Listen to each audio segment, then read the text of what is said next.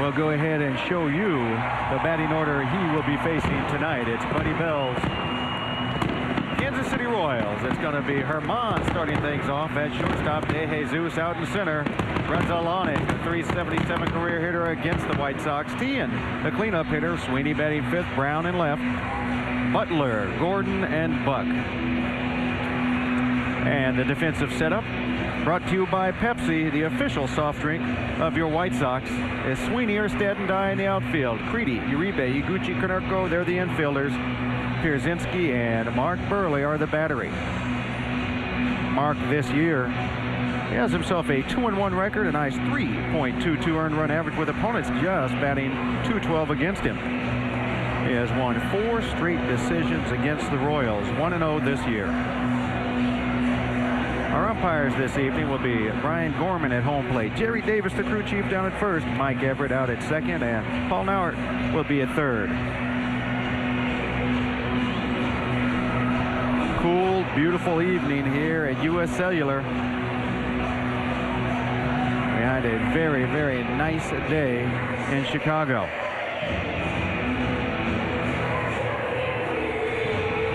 We are ready for baseball, so that means it's time for me to pass it along to my partner, the play-by-play man, Ken the Hawk Harrelson. Hi, DJ. Thank you very much. And once again, good evening, everyone, and welcome to White Sox baseball right here with WGN TV. Second of this 3-game set. Esteban Herman will lead it off, hitting at .286, a couple of homers. He's driven in 9. Takes the bunt, takes the strike from Mark Burley. Royals come in 11 and 25. They're hitting .244 as a club with a 4.73 team ERA. A pitch outside. And this is the 4th meeting of the year between these two teams. In the first 3 games, Sox have won them all. Chops that one foul. And here at beautiful U.S. Cellular Field, 330 down the left field line, 335 down the right field line, 375 in the gaps, and 400 straight away center. That change up outside, and the count 2-2. I don't know if this stat's good or not, Hawk, but the Kansas City Royals this year are 0-8 against left-handers. Full count. Well, there are a lot of clubs that struggle against left-handers. Yeah, that's a fact. But 0-8, you've got to hope they're not due. But the way Mark's throwing, you're thinking he can deter that. Payoff, and he walks it.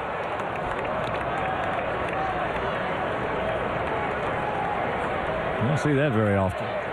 Leadoff walk by Burley? No. Royals come in. They play 15 games on the road. They've won 4 of them. They played 21 at home, and they've won 7 of them.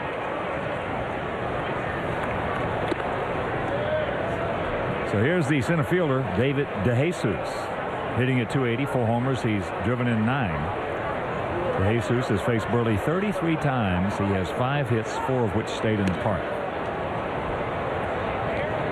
Herman 2 for 3 in stolen bases. Royals as a team have stolen 13 in 21 attempts. You've mentioned that Esteban Herman talked about it last night. Now against us, he looks like he should be playing every day. He could be one of those guys that really excels just coming off that bench. Well, that's where you got to be with the club every day to find that out. If you know in your career, you've seen a lot, as I certainly have in mine, guys who you put them in there once a week, spot start here, pinch hit there. Really good players. Play them every day, get overexposed, and poof. That's it. That's what the players call it. Overexposed. That's back and count 0-2. Well, against us, Esteban Herman looks like an all-star. And that guy you just saw on deck, Mark Brazalonic, looks like a superstar. Yeah, you see Buddy Bell juggling his order a bit. David DeJesus hitting now. Generally, he's the leadoff man for him. Not tonight. He gone. Tough time for hitters right now with the shadows across most of the field, but that real bright backdrop. You might see some ugly swings from guys. This isn't even close to a strike. We don't see DeJesus usually chase that kind of pitch, but Maybe because he only saw flashes of it. So here is Grzelcyk. When I played in Kansas City, we started all our night games at 6 o'clock. Ooh, wow. Couldn't see anything. That's giving up some at-bats. There's a strike to the veteran second baseman. 1 for 4 with an RBI last night. 8 for 25 lifetime off Burley. And he just 172 this year against left-handers. And the count 0-2.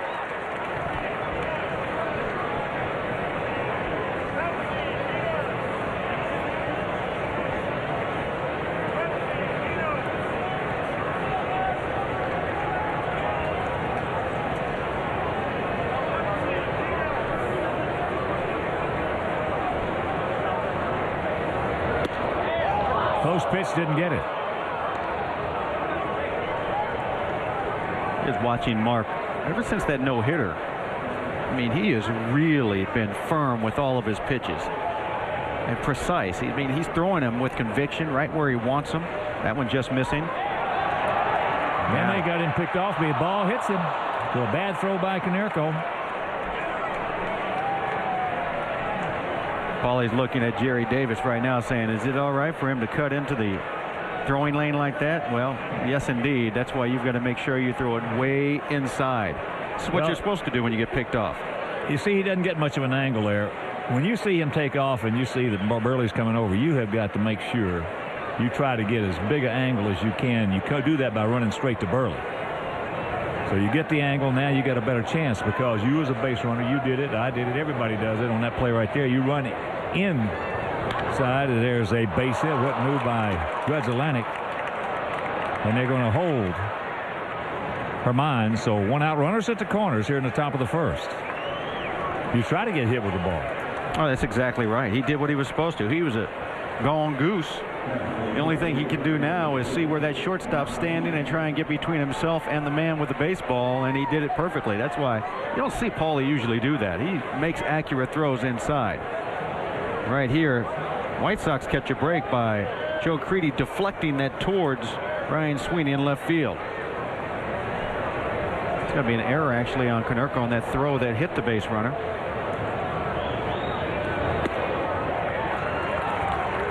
First pitch strike to Mark Tien. Tien 0 for 4 last night. 11 for 27 lifetime. He's hit Burley well. And just 25 years old. There's another strike in the count 0-2. And you see what with Mike Sweeney standing on deck, you see what Buddy Bell's trying to do, and it's the right thing. He's trying to give Tien a little more protection. So he'll get a little better pitches to hit.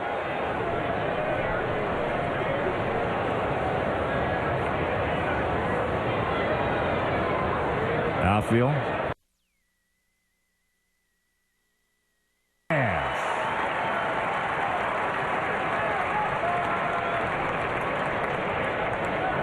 Well, BJ just mentioned it.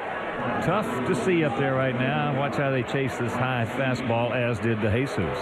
Well, this has really got to do a lot with A.J. Pierzynski. He's looking out into that backdrop, too. He's got to know, you know what? Not real easy to see. Put a little spin on it, throw it up in the zone, and see if they can lay off of it. And they've been unable to, the left-handers at least. So here's a man who has hit Burley very hard. 20 for 61, 5 homers, and 14 RBIs. Mike Sweeney's got a real big hitting zone when he's swinging the bat well. They can hit it in off the corner. Not quite like Vladimir Guerrero, but he can cover that pitch in, cover the one away, up and down.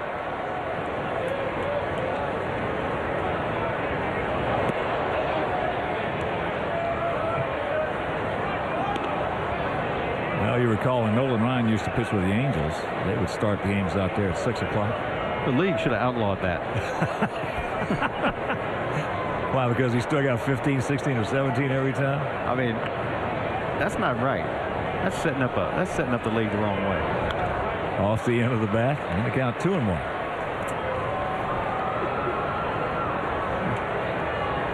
No, that is not fair. I'm not going to mention his name, but a good friend of mine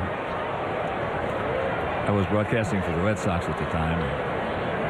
One of those six o'clock starts when Nolan was out there. So I'm walking through the clubhouse and he says, "Let me ask you a question." I said, "What's that?" There is a good strike, 2-2. He said, "If you were me," he says, "you know, I've been scuffling a little bit." He said, "Would you be sitting on this curveball tonight?" I said, "What?" I said, "You want to get dead?" No, that's exactly right. One up and in, and you'd never even see it. You'd just be on the way to the mortuary. So the 2-2 pitch. Close. Close.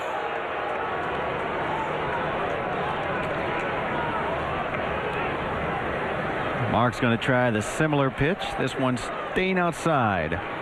He got the call, the pitch before that, but it was over the plate. Either hard high or slow low here, Mark. There it was. And Uribe will throw him out. No harm, no foul. After having a play, it's the Royals nothing, and the good guys coming to bat.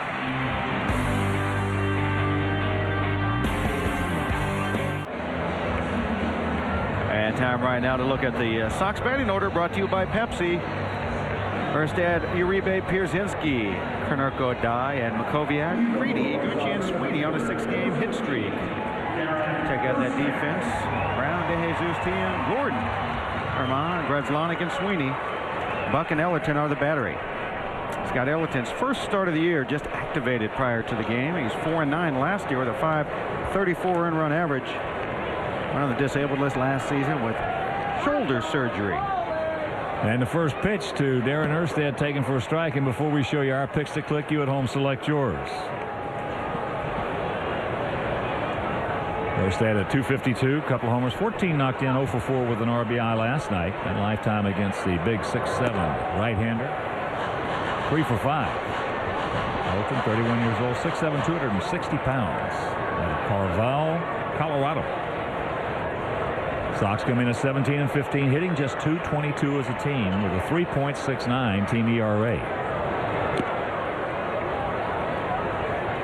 And the count 1-2. Sox are 6-7 here at home. 11-8 on the road.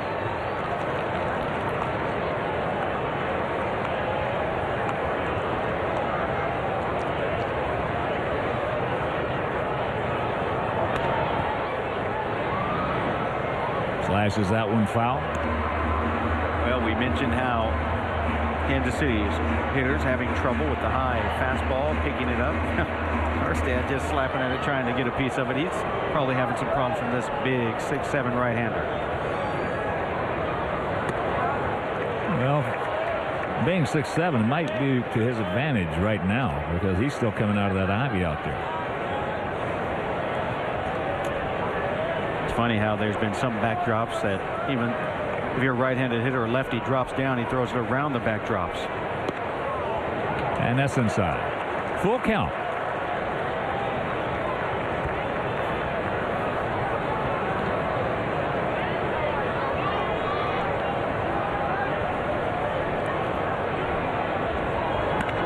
A ball hit high and deep into right center field, but Tian is there. 1 out. Right now, let's check out our picks to click this evening. Jim Angio, our director and crew, and Tadahito Oguchi, Robin, Aiden, DJ, Sylvia, Alex and Ariana are going to go with Makoviak, and Tim O'Neill down at Orange Tree Golf Club in Orlando, and I'm going to go with A.J. Pierzynski.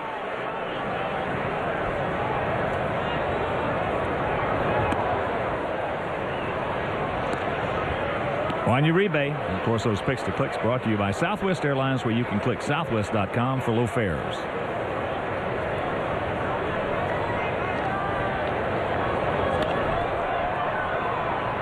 One and 1 to count. I don't know if this is an experiment gone bad or not. Juan Uribe batting second. You remember that was someplace they were actually considering putting him from the get-go in the 2 spot. Well, Ozzie has comments on it. We have to hear what he said. I think having Woody Viseco for at least for today, maybe see a couple fastball around and maybe walking one of those. He make contact. He will do the little thing at least for a couple of days. I just don't want him moving Gucci all over the place while he's trouble. And put it on the board. Yes.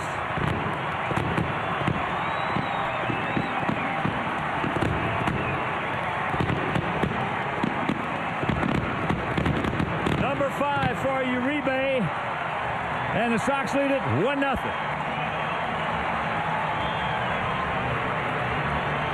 Well, we see he likes it in that 2 spot. He didn't even have to hit a fastball. He got a breaking ball from Ellerton and jumped all over it.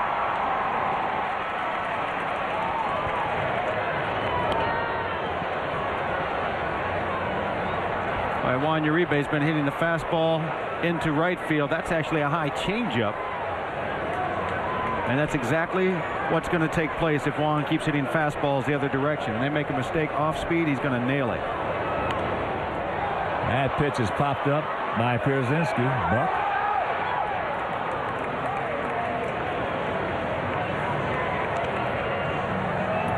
Two down. Now Juan has been swinging that fastball. They'll bring up Konerko. Konerko hitting at 203, 4 homers, 19 RBIs, 0 for 4 last night.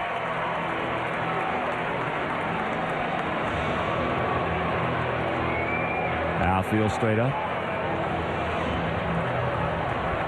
Juan and Ellerton, former teammates in Colorado.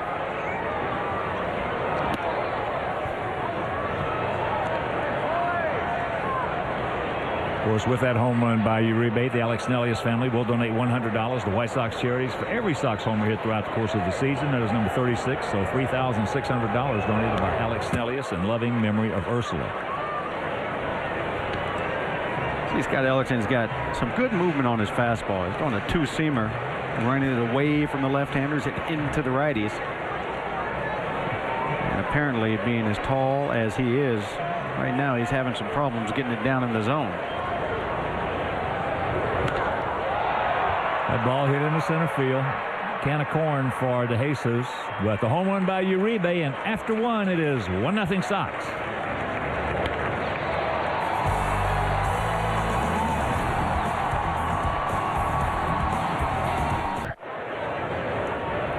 Emil Brown leading off the top of the second as the Sox have a 1-0 lead on Juan Uribe's 5th homer of the year. Here's the 0-1 pitch.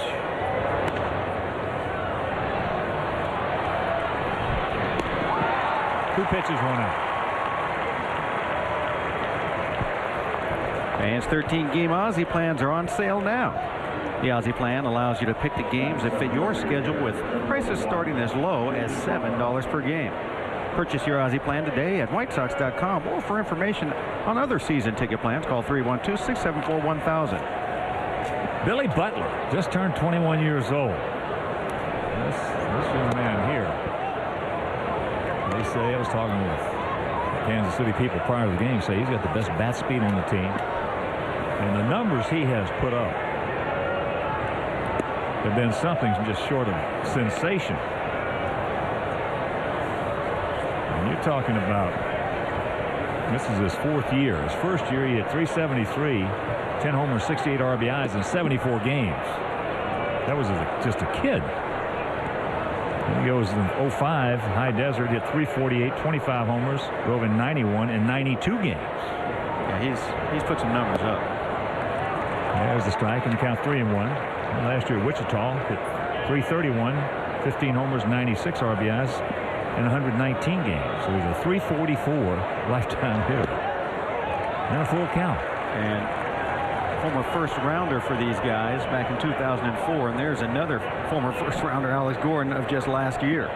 2 years ago, excuse me. Well, Butler's 6'1", 240 pounds.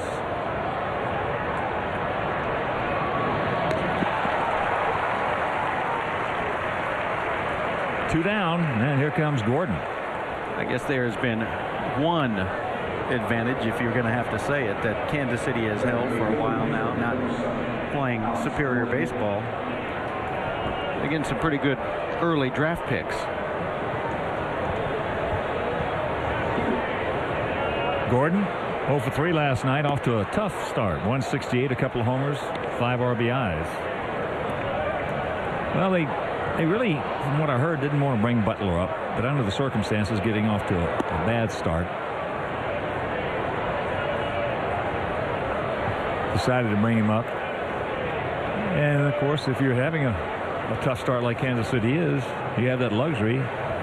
If it works out for him, fine. If it doesn't, you can send him back. Well, yeah, and then they talk about the comparison of Butler right there in your screen to Gordon, as Gordon had all the pressure of opening day and every game since then to try and succeed up here. Whereas Butler already was tearing the cover off the baseball down in the minor leagues, so they call him up, and he doesn't miss a stride. Just keep on swinging the way you were. Full count. I mean, there's pressure on you as a young kid getting to the big leagues anyway, but one of the things you always talk about, Hawk, is you feel that when you're called up from the minor leagues, you should learn your trade as a pitcher in the bullpen first. He gone. 1, 2, 3 inning for Burley. After an inning and a half, 1-0 good guys.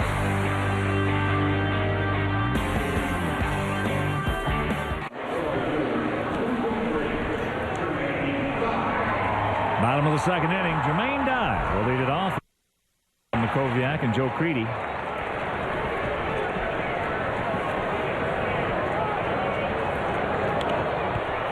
Big hack. And the count 0-1. And checking some scores for you. Boston thumped Baltimore 13-4 at Fenway. Carmine's scored late. And that is a base hit. Jermaine now 6 for 17 lifetime off Ellerton. JD takes a few more of these little punch shots into center field. He's going to get himself right in a hurry. It's going to keep him staying on the ball and also from getting underneath and lifting and flying out. So here's Makoviak. 0 for 6 lifetime off Ellerton. Checks it up, takes the strike. Toronto beat Tampa Bay 5-4 up at the Rogers Center, or Sky Dome in Toronto. 6-3, Angels doubled up Texas. Got it at Arlington. Tigers beat the Twins 8-2 at the Humphrey Dome. Cleveland doubled up Oakland 6-3 at the Coliseum, and later on New York taking on the Mariners at Safeco.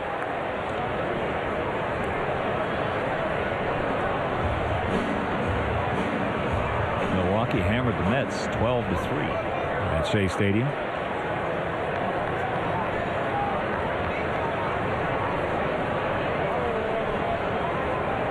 The 1-1 pitch. Well, you're right on the money there, Feisty. You know, though, if you put the short finish on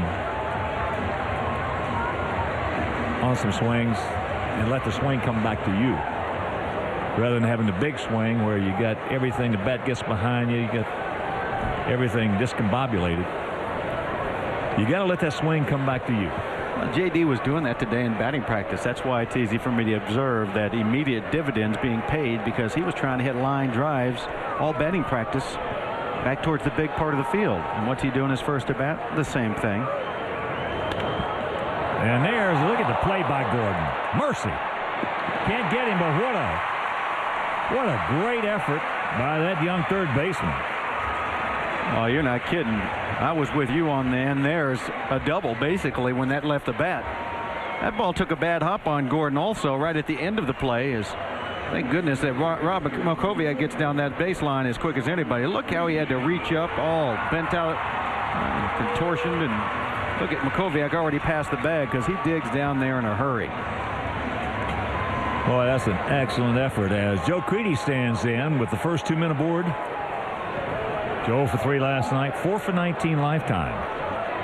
Creedy also during batting practice was trying to be a little shorter, a little more compact with his swing towards right center. Well, there's only a couple of ways you can shorten your swing up. And I think one of the best is when you just put the short finish on. It's almost like you're going to hit the ball and recoil the bat. Let your hands, you got to get your hands involved. And you got to trust, as a hitter, you know you got to trust your hands. If you can't trust your hands, you're not going to hit a whole bunch. That's low, and the count evens at 1. Well, I like the way he just took that pitch. Well, when you, in your mind, when you're short, you know you're short. You don't have to worry about anything inside. You're gonna see the ball a lot better. When you have to worry about that inside pitch and you can't cover a fastball, you're gonna have a big swing and you're in big trouble. Well, let's see if Joe can go ahead and work it like Jermaine Dye did. Execute what you tried to do in practice during the game.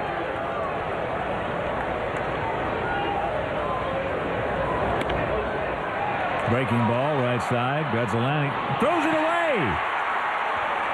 So here comes J.D. and the runners advance. His 2-0 Sox, ducks on the pond, and still nobody out. Well, there's a veteran just trying to help his struggling team out a little too much. Man wins 4 Gold Gloves. I mean, a Gold Glove last year just on 4 errors committed. See our Southwest RoboCam. This is a play he's getting himself in position for long before he actually catches it. But that hop and throw was a lot further than he should have had for that kind of play. Just get the easy out at first. Gonna bring up Iguchi. Hitting at .223, couple homers, 6 RBIs, 1 for 3 last night, 4 for 14 lifetime off Ellerton. Hangs that breaking ball high and in.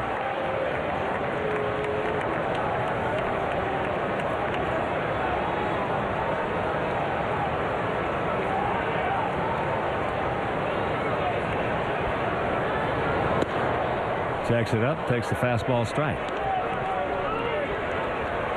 21 the count to Gooch.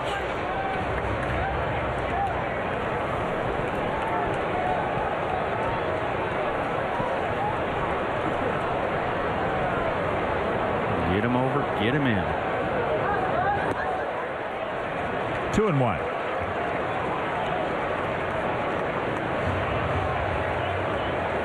Sounds easy, doesn't it? Boy, it's easy in batting practice. No, even I could do it in BP.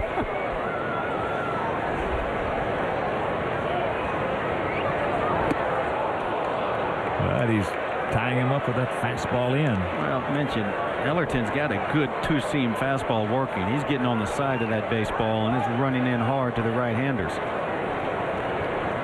That is a very difficult pitch to go ahead and punch the other way. You pretty much got to break your bat and just hit a little nubber that direction to execute it.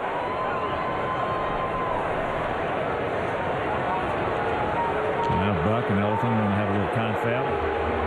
That error is the 31st error by Kansas City.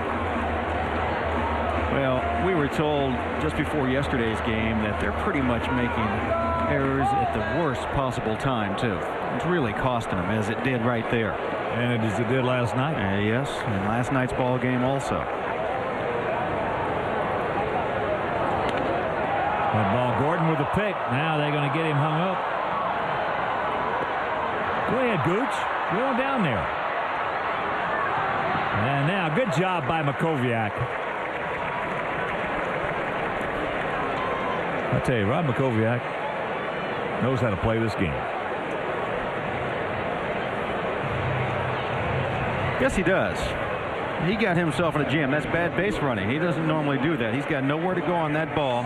But once he messes up, he realizes he's got to get that catcher with the baseball. Now he can delay, and get Iguchi into second base. And a matter of fact, with Iguchi, as soon as that catcher catches a ball, he's just got to dig for 2. Nothing to wait for. He kind of hesitated at first. Well, that play right there is going to be a tough.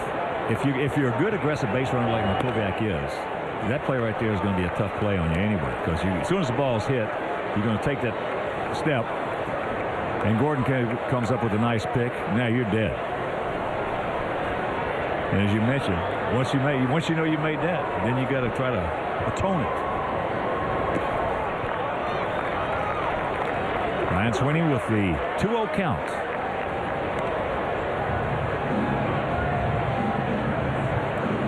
It's so funny because to execute the perfect rundown is not that easy if you've got somebody already starting way out there in the middle like Makoviak was. You can definitely draw a couple of throws and get the base runner to take the extra base as Rob did.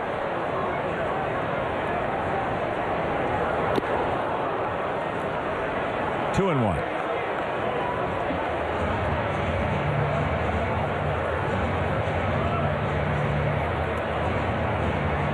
He is a good base runner. And that really just turned out to be no harm, no foul, as you pointed out a little while ago. Sweeney hitting at .259, 4 RBIs, had some big base hits for us. Young man's had a chance to be a heck of a player in every category.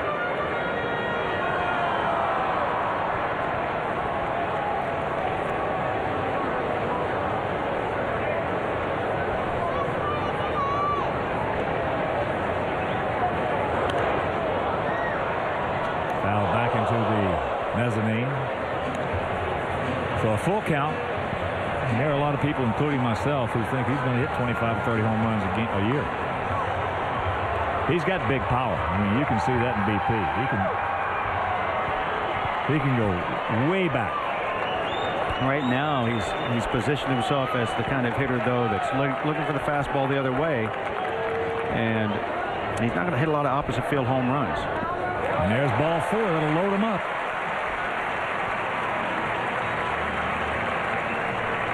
He is going to do that because he is seeing the ball a lot longer with that approach of his.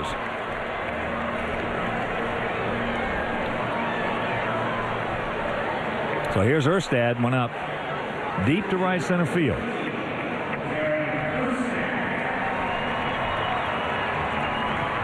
Scott Ellerton last year had surgery August 1st on his shoulder. So this is his first start since prior to going under the knife. Did you face him? No. When he first came up? No. He has superior stuff. Yeah. He threw harder and had a nasty curveball.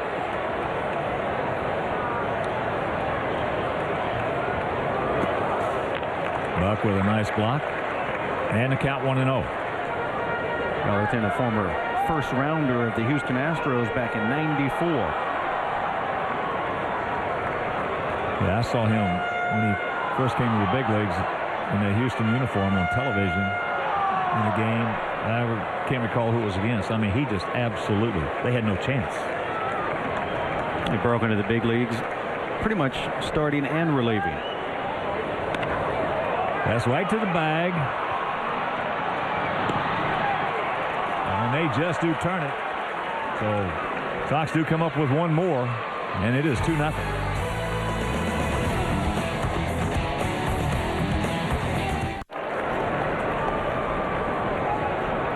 Welcome back to U.S. Cellular Field. Mark Burley's first pitch, a strike to the leadoff man. No, the number 9 hitter, John Buck. Buck, 282 hitter on the season, quickly 0-2 against him. Got some special guests up here in the booth. Andrea Tomey is up here along with Nancy Ronquillo. You guys are up here telling us about this great program that you're working together with, along with the Konerkos. Yes. They're involved with this program for foster care. That's right. Well, tell us all about it. Well, we're here tonight to support Children's Home and Aid. We're kicking off a big campaign that we're doing with them, and it's to help foster kids and families. And tonight was the big kickoff, and the kids got to do a parade on field beforehand. And thanks to the White Sox, they donated 1,200 tickets so that the kids could be here with their families, and we're really excited. And the team Konerko and Tomey have challenged really the community to get invested in our boys and girls, and they are phenomenal kids, and they've had some tough times. They've really had a few bad breaks, and they are in a place where people can really reach out to them. So our Bring Me Home campaign that we're doing with the Tomeys and Konerkos allows people to really get involved, and there are a number of ways they can do it. Well, you know, I know for a fact that Andrea, your husband and yourself, along with the Konerkos, have donated some money out of your own pockets, along with the White Sox that matched that. Right. So you guys got a nice jump start on this program. Absolutely. What are ways, Nancy, that they can go ahead and contribute? The people can contribute to the fund? People can participate in our Bring Me Home campaign by pledging online to www.childrenshomeandaid.org, and they can pledge to support the great work and field work and stardom of these two players. They can pledge online for childrenshomeandaid.org, and that donation, those pledges will support our counseling programs, music, sports activities for kids, and really helping them get a jump start on their goals. Excellent. Andrea, you saw these kids before the game. They're neat kids, neat families that we're helping. Well, how'd you guys get involved? About a year ago, we talked to Christine O'Reilly with the White Sox and the Konerkos, and we wanted to do something together. We both wanted it to be surrounding children, and this just was a natural fit. And after meeting Nancy and meeting the folks over at Children's Home and Aid, it seems like a perfect fit. Well, what other than the kids getting out here and the benefits today, enjoying the ballpark, is there going to be any other follow-up involvement here for the kids to get out here?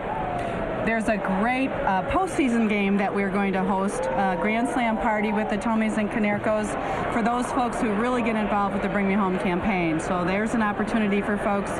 Our kids are going to have parties and probably some coaching lessons for our kids in terms of those interested in that ballpark and baseball experience. So I think that we've got a couple ideas that we're cooking up together, and the kids are just thrilled. This is a really extraordinary experience for them, and I know that their classmates in school don't believe them. I was like, you're not really going to be on White Sox field. No, you're not really going to throw out that ball. So I remember what it was like to be a kid and just to dream of something like that. Well, speaking of being a kid and dreaming about these kinds of things, I know, Andrea, that your husband's chomping at the bit to get back to work here, huh? Yeah, cat in a cage. Definitely, he is ready. They just want to be extra cautious, and he understands that and he knows, but when it's time to get back, he will be guns blazing. He's ready to go. What an excellent cause. We have to thank Nancy and Andrea for coming up and joining us in the booth this evening. Thank you, guys. Anything extra you want to add? Have we got there are lots of ways to help. You can be a part of the campaign and be very generous to our kids. You can consider being a foster parent. That's a wonderful thing to do for kids. You can support kids by letting folks know that you really care about foster care and be an advocate for children in foster care. Prior to the game, did I see that the families involved were foster parents? That's right. Yes. There was a lot of love given down there. It's a lot of love, and it takes an extraordinary person to really reach out to these kids. And so only if you're good enough, only if you've got it in your heart to really do this work, we want you in our program. We want you with Children's Home and Aid, and it's a great life-changing experience for our boys and girls. So we hope lots of folks are interested.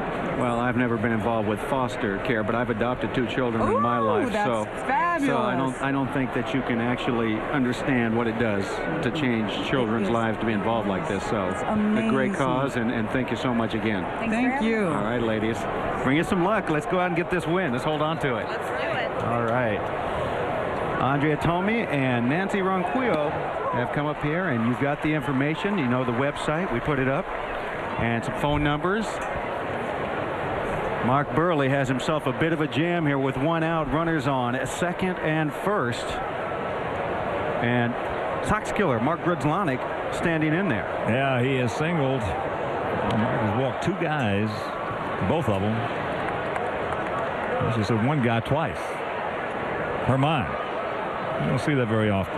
No, and it actually seems like Mark wants to be careful with Herman. That seems to be a guy in this lineup tonight he wants to make sure he doesn't get hit by. Well, he's been seeing the same things we have. Herman just kills us along with Grudzlonic. 0-2 the count for the 36-year-old Sox killer.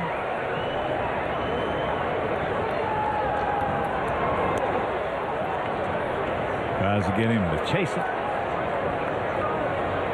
There's no question he's looking right now for a little ground ball that Juan Uribe might be able to pitch to second base for that double play. 1-2 the count, 1 out here in the top of the third. 2-3-1 for our guys, 0-2-1 for their guys.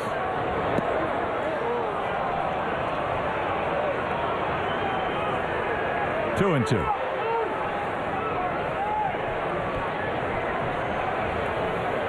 Live lot of pitches thrown by Burley. Very uncharacteristic of 28-year-old southpaw.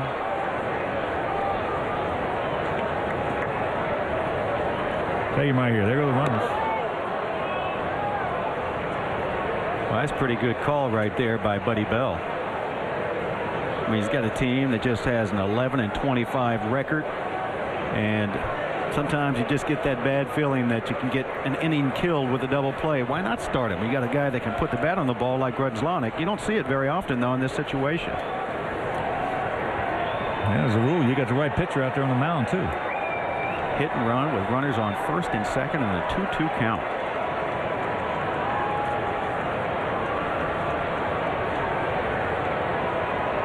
They do not go, and that ball is hooked foul. Nice crowd on hand on a beautiful evening here in the great city of Chicago. Mercy. Wow. Great evening for baseball here. And the fans coming out and enjoying it. I'd really enjoy if you get you just that easy double play for Mark.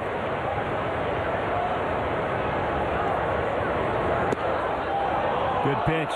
Where was it?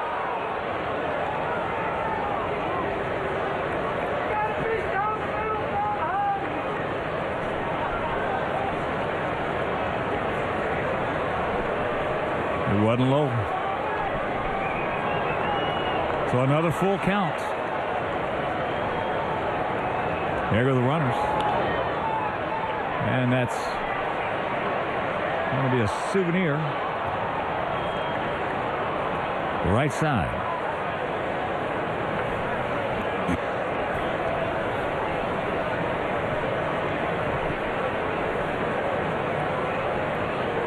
They want to work him away. That's obvious.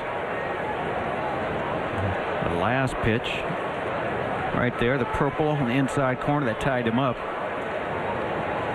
You know, against us, I don't care who's on the mound. Grudslonic looks like he's on everybody. There they go again. That's looped out into right field. Jermaine coming on. Got a shot if he gets it there in time. Yes. He gone. And that'll do it. We'll go to the bottom of the third, leading 2-0.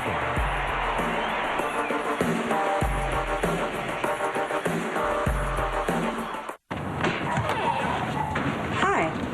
Hey. I just moved in down the hall, and do you have any chocolate sauce I could borrow? Yeah. What's it for? Oh, I'm just gonna pour it all over myself. Bye. They were made for each other. Waffles and soft serve in the new chocolate-covered strawberry waffle bowl sundaes at Dairy Queen with fresh-baked waffles. Do one. First pitch to Juan Uribe, leading off here in the bottom of the third inning. 2-0 Sox. Juan cranked out his 5th homer in the first inning. Outfield just about straight up. And that fastball popped up. Get out of there.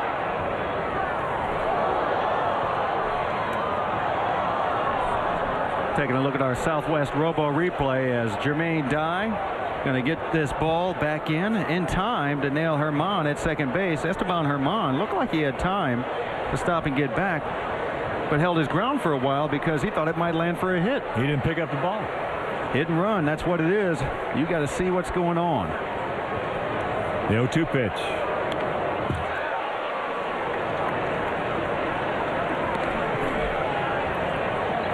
Amazing thing is, you look at first base, Jermaine could have easily gone that direction too.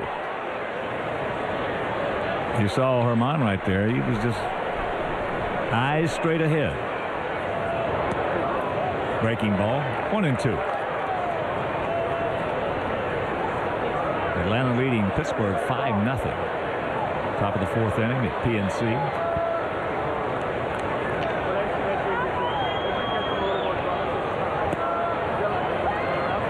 Good eye. 2-2. Pierzynski on deck. You recall when you faced taller pitchers that it was harder to lay off in the high fastball? No, as there's a base hit. Now, we didn't face that many tall pitchers when I played. They weren't. I mean, you got guys today out there. I think the tallest pitcher I told you I faced was Dave DeBuscher. 6'6". For the White Sox. No, he was 6'7". And threw hard, had good stuff. But they didn't have that many guys. Now you got them from 7 feet on down. Yes, Randy Johnson. It's like anything else in sports today. Feisty, you know that. Guys are getting bigger, stronger. I think I saw a note earlier this year that there are, I think it was 25 pitchers now in Major League Baseball that are like 6'7" or taller. That's amazing. A.J. fouled out to his counterpart, John Buck. Yeah. He faced a guy, Sam McDowell, was 6'6". And to this day still has had the best stuff I've ever seen.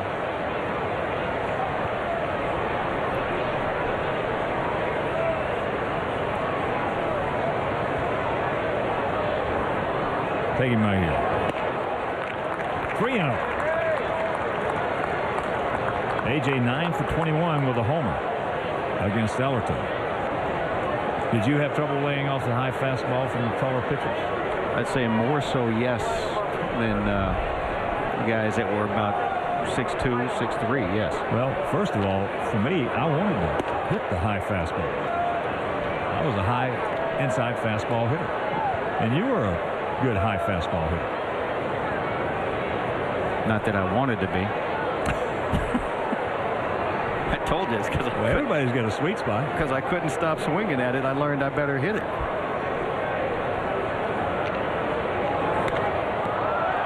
High in the center field, just underneath it.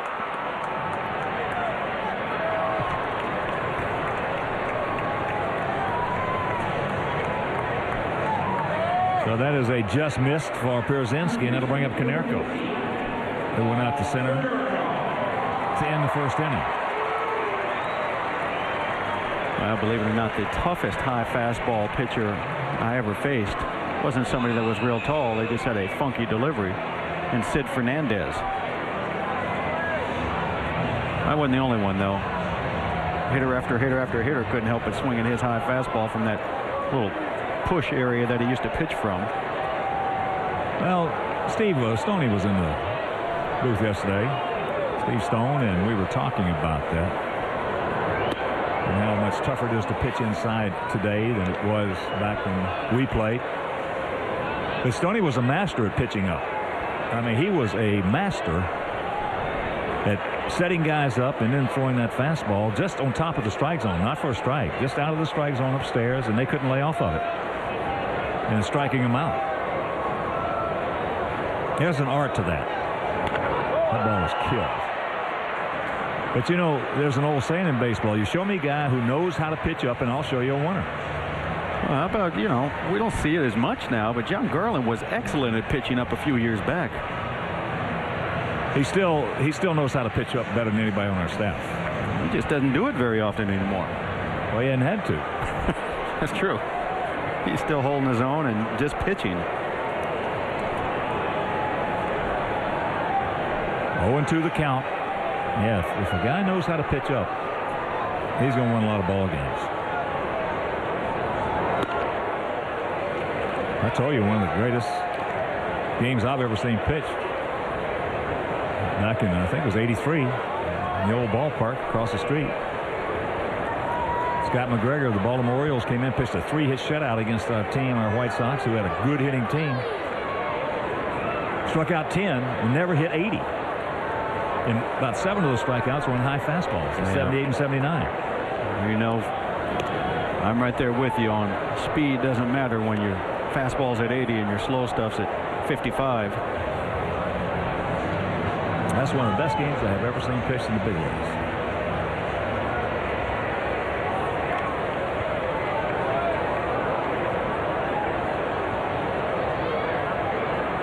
One out, 1-2 the count.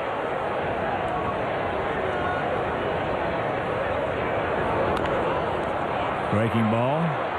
Gordon. Reds Atlantic.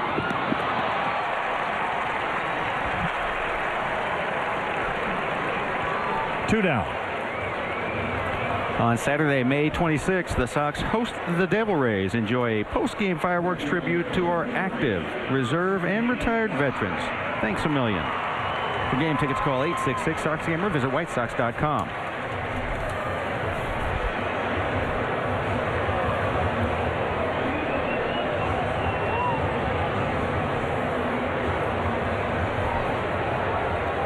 Here's Jermaine. He snapped a single right into center field. Leading off last inning and scored. Oh, he just missed that one. Got a hanger and couldn't do anything with it. That'll retire the side. We'll go to the fourth. It is 2-0.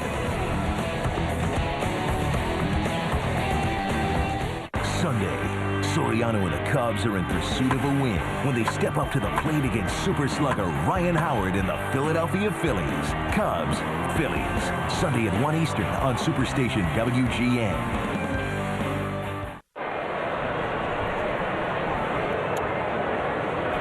Martin trying to bunt the first offering from Mark Burley here in the fourth inning.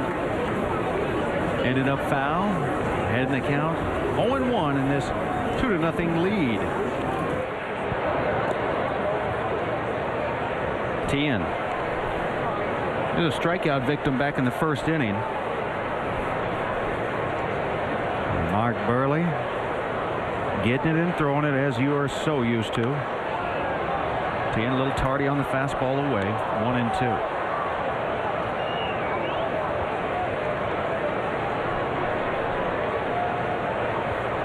Cool evening as you see Burley allowed to blow on his hand. That time Tien reached out and caught up to it. Slaps it into left field for a single. Just the second hit of the ball game for KC.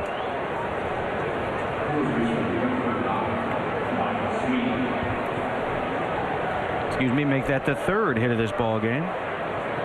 Tien, nice job keeping his head down right there.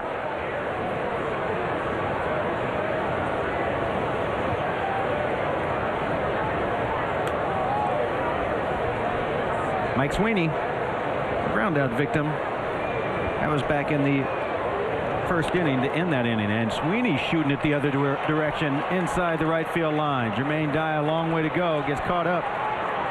Tien being waved home. Iguchi can't come up with the throw, so he'll score the first run of the ball game for the Royals. An RBI double for Mike Sweeney here in the fourth inning.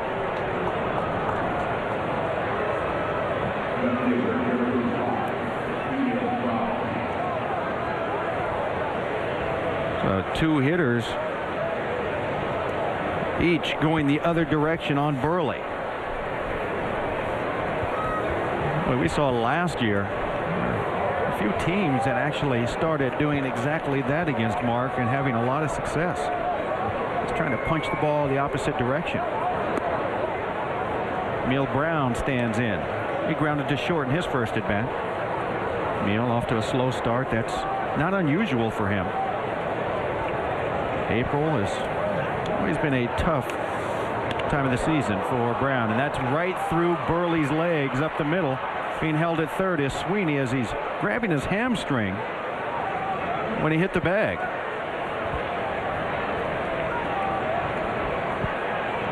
Three straight hits to start off the fourth inning.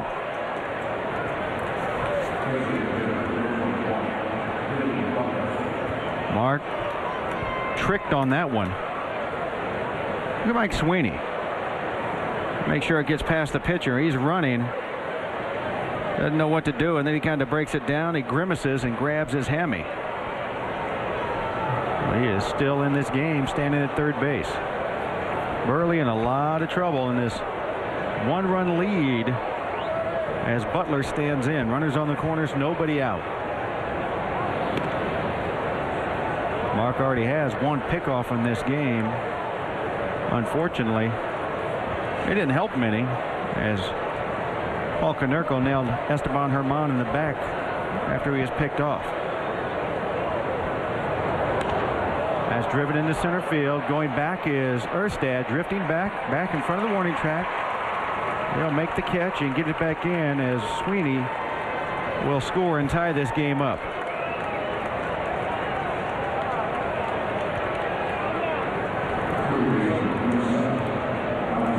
Kansas City playing a little smart baseball, it looks like, in this inning. A couple of hits the opposite direction. 2 balls right back up the middle. They're using the whole field.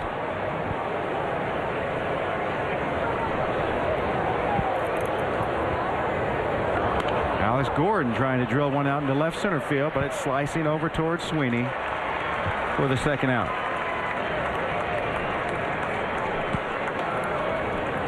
Every home game, the first 25,000 fans at each home game this season receive an offer from 7-Eleven, good for $1 off any sandwich purchase at participating 7-Eleven and White Hen locations.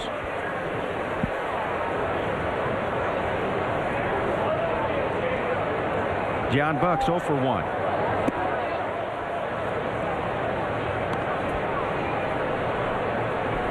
Buck was 1 for 3 last night.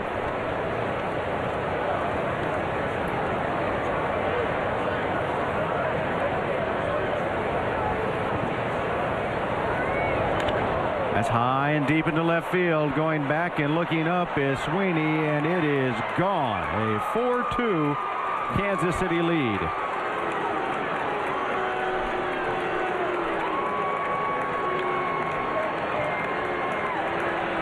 That is number 5 on the year for Buck.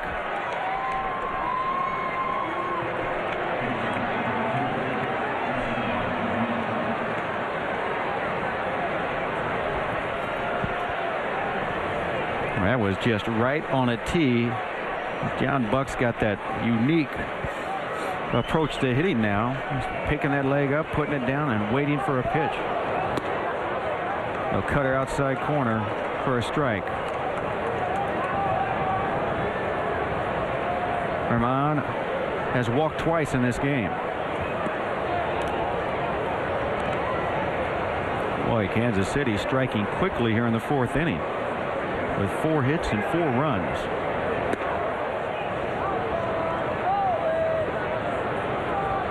Talking about that swing of Buck, take a look at this. Up, down, wait, and hit.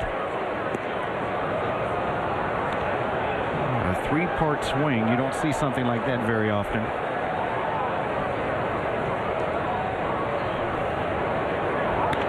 That ball hit hard to Iguchi's left. He'll grab it and throw him out, but a lot of damage done here in the 4th. They score 4.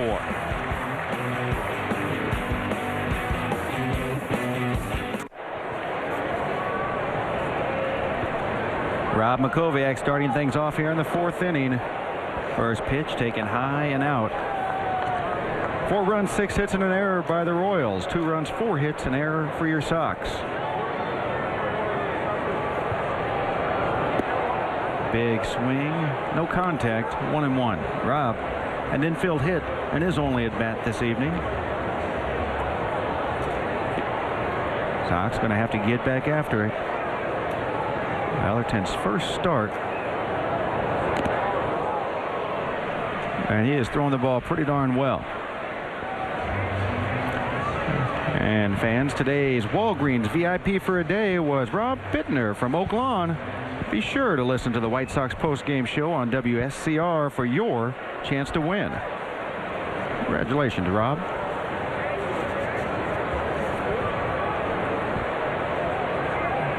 The 1-2 pitch to Makoviak. High fastball, and to the upper deck is a souvenir.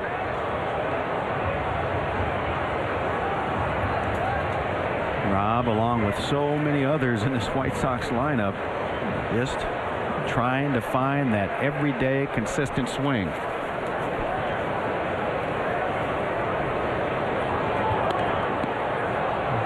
Change up, and he just gets a piece of it. Makoviak, who has had a chance to play a whole bunch since Pasednik went on the disabled list. Even with that being said, still has not been able to get it locked in. Right on the outside corner, 1 out. First strikeout this evening for Ellerton.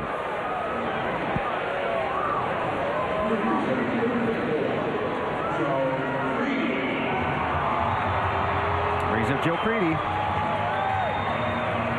Joe hitting to a fielder's choice in the second inning. Joe looks like he's been getting closer, though, to finding his good swing.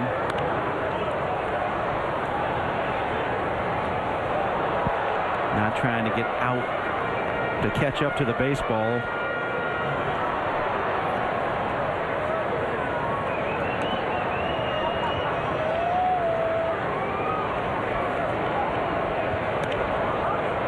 That one in on him.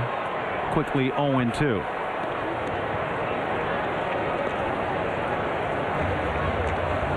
Boy, it has to be a scary proposition, though, for any starting pitcher to come in and pitch against these Sox, knowing that they're struggling, and it could be their day on the hill that they break out.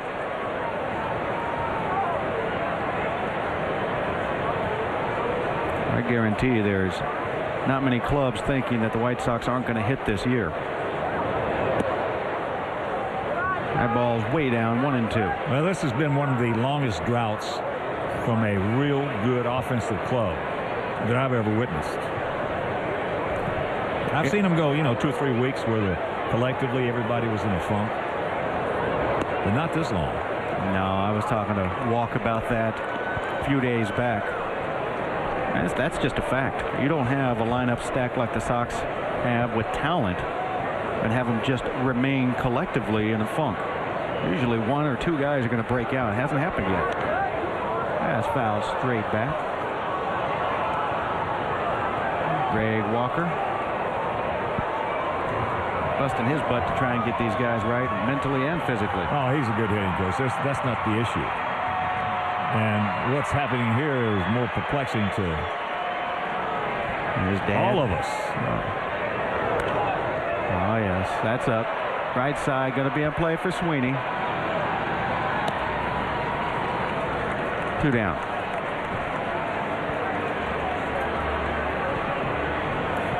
One of the things that has happened, too, is the fact that we have had a lot of good pitches to hit and have popped them up and grounded them out. And we've seen that really magnified to the extent that guys putting too much pressure on themselves. And pressure is a killer of performance. And when you're not hitting and you get everybody going up to that dish and they're trying to do too much and try to pick their teammates up, it just magnifies it and compounds it. Well, that's exactly right, and that's one of the topics that Greg Walker brought up also, is the fact that we have Paul Konerko struggling, so that means Joe Creedy's trying to pick him up. We have Creedy struggling, so that means that Makoviak's trying to pick up. Just domino effect. That ball's drilled in the right center field, but De Jesus, a good jump and read, will run it down for the 3rd out. An easy 1-2-3. He's retired 6 straight.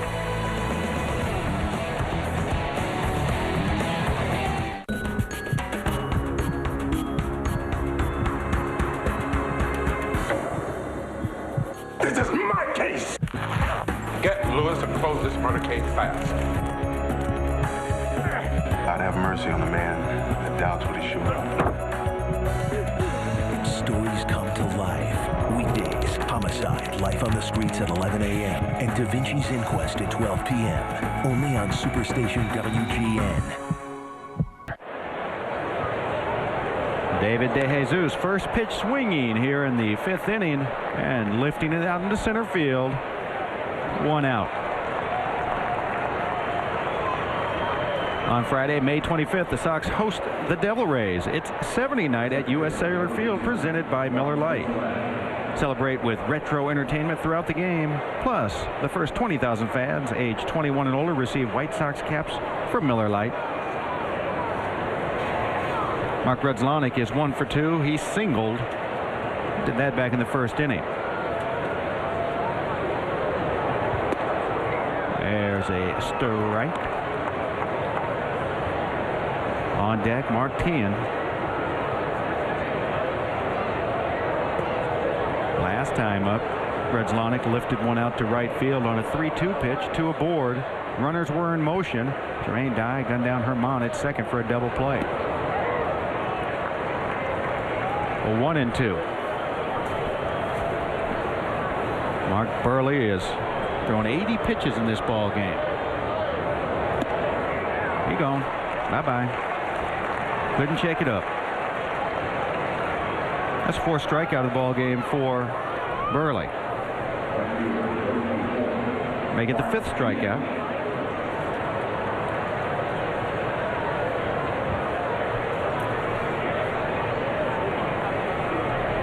Tian singled and scored last inning. Mark Burley's 4 runs he's allowed in this ball game. That's the highest total in any game against him this year. Quickly 0-2.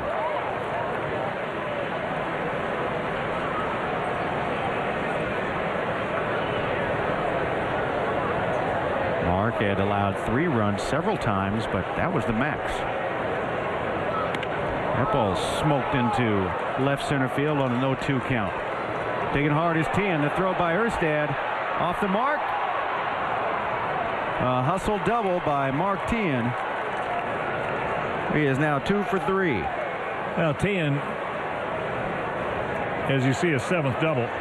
Just 25 years old, and he is really becoming a factor offensively in this league. He's a good hitter. They expected him to be a good hitter. First couple of years, he really struggled. He was more of a passive type slap hitter. Now he is getting aggressive and putting some good short strokes on it. Yeah, that was indeed a nice little short 0-2 punch shot swing. It's amazing when you keep your swing under control and the results you'll get. That one is hooked. Is Sweeney not happy about it? One of the best ways in the world to shorten up your swing physically. You can do it mentally. It takes a little experience to do that, but is keep the bat in front of you. If you keep the bat in front of your chest, you're going to be short and quick.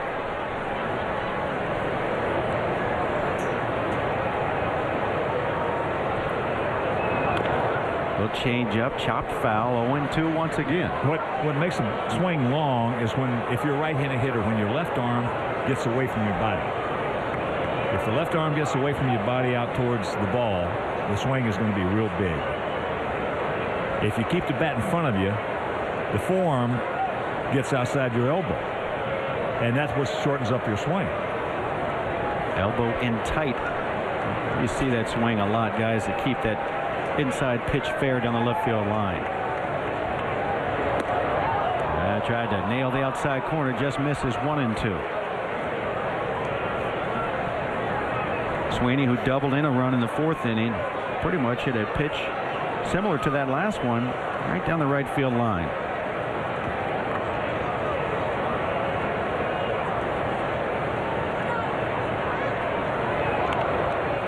That one on the hands. Mike Sweeney, single season RBI record for these Kansas City Royals. He drove in 144 one year.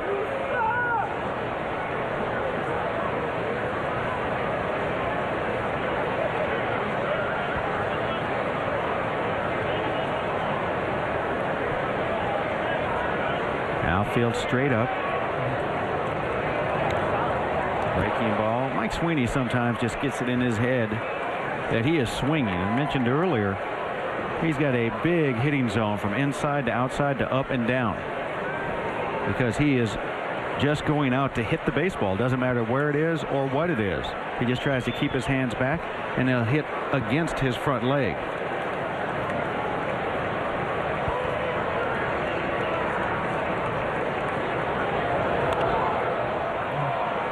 As you see, he is in swing mode. Well, he's got the plate coverage. He's had good plate coverage since he's come into this league. You don't see that with a lot of good-looking young prospects when they first get to the big leagues with excellent plate coverage.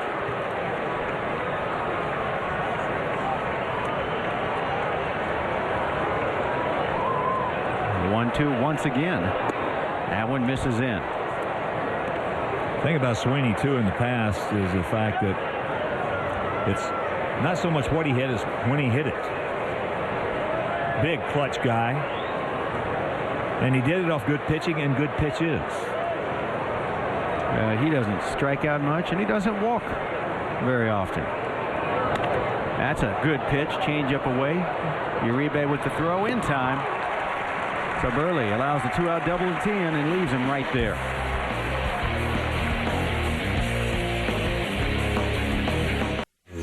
This copyrighted telecast is presented by the authority of the Chicago White Sox and may not be reproduced nor retransmitted in any form. And the accounts and descriptions of this game may not be disseminated without the express written consent of the Chicago White Sox. Ryan Sweeney to start things off here in the 5th inning. It is a 4-2 ball game in favor of Kansas City. Shows bunt, takes a strike. Alex Gordon playing even with third. Was creeping in when he saw that bat move, as was Mike Sweeney, who was playing back. That ball's hit high. It's hit deep into right field. Going back. Tian looking up. It is gone.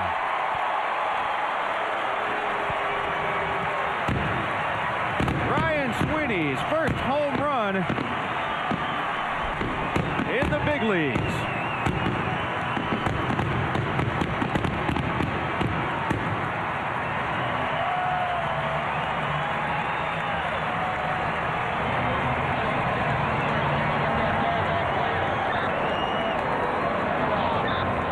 Not a whole bunch to it. There's the breaking ball. He just goes out. As we talked about his first at bat, he's going to hit 25, 30 home runs a year up here. He's never been a home run hitter in the minor leagues, 12 last year. But he has big pop.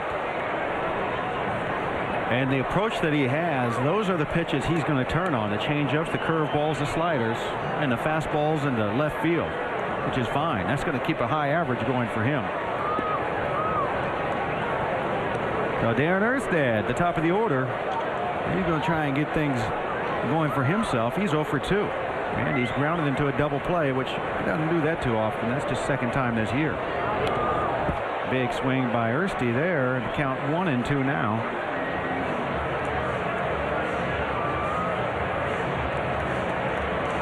Well, if you're Buddy Bell, I got to believe you got to feel like you're in the rock and the hard place at times. You got a starter who's throwing the ball well and a bullpen that has its struggles. What do you do? Well, we talked about it a little bit last night. I like what Dayton Moore, the new general manager, is doing. He's had an excellent mentor in John Schuerholz, who to me is the best general manager in the game. And 14 consecutive divisional titles will lead ball line into right field. Tian is there. 1 out. And he's aggressive. And they've made a lot of moves trying to get this thing turned around. They have excellent ownership there in the Glass family. And they've got a good manager in Buddy Bell. So they've got the ingredients here. Now it's just going to have to be some of these, as you talk about some of their draft picks earlier, because of the fact they have not had good records and they have high draft picks. Some of these guys are going to have to start coming through. Well, they definitely have to put into place, develop from within. They're not going to draw a whole lot of free agent stars into Kansas City because of unfortunate circumstances where they haven't won in so long. It's a great place to play. That's not the problem. No, that's a wonderful place to play. But when you're a free agent, one thing that jumps to mind immediately is, hey, I want to go somewhere if I get a chance to win right now. So you build from within, as they are doing with the Gordons and the Butlers, the De Jesuses, Tian. Go out and get somebody like a Mark Brugslanek that can teach. You've got Mike Sweeney here already. You know, and look out. All of a sudden, next thing you know, you've got yourself some talent, kind of like what Minnesota has been doing for so long. Well, baseball is a very unforgiving game, as you know. It's when you get down, these other teams are going to do everything in their power to keep you down. They're going to do everything in their power to beat your brains in. And that's just the nature of sports, period. But baseball, once you get down, it's going to take a while to come back. Yeah, it's just that simple. Well, you got to get the right people in the right places. Take a look at what's taking place now in Milwaukee. They paid their dues. Yes. And now they got themselves a good ball club. Some of those young players that they have. Look at what Baltimore was, one of the great franchises. A few years ago, they made some bad signs, and they hadn't recovered. No. The 3-2 to Uribe, lifted high into center field. De Jesus doesn't have to move too far before he'll make the grab. And that's one of the better franchises in the game in Baltimore. No question. I tell you, there's a following now that the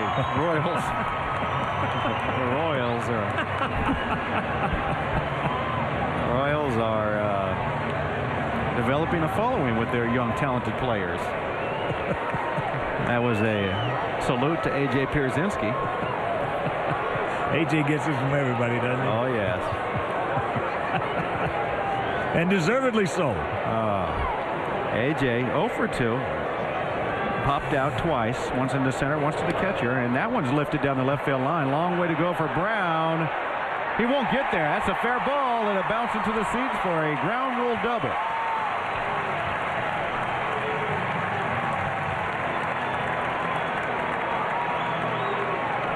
Oh, Dennis the Menace. The original Dennis the Menace used to wear a Kansas City Royal uniform, and he wore number 5, and his name was George Brett. A.J. getting down underneath it. Really see him dropping that barrel of the bat, slicing it. Gonna get a little bit of chalk right there. Neil Brown out of Harlan High. Can't catch up to it. Paul Konerko. Well, he's had some flashes of getting close to finding his swing. Just hasn't stayed there for him night after night. He was a good swing right here.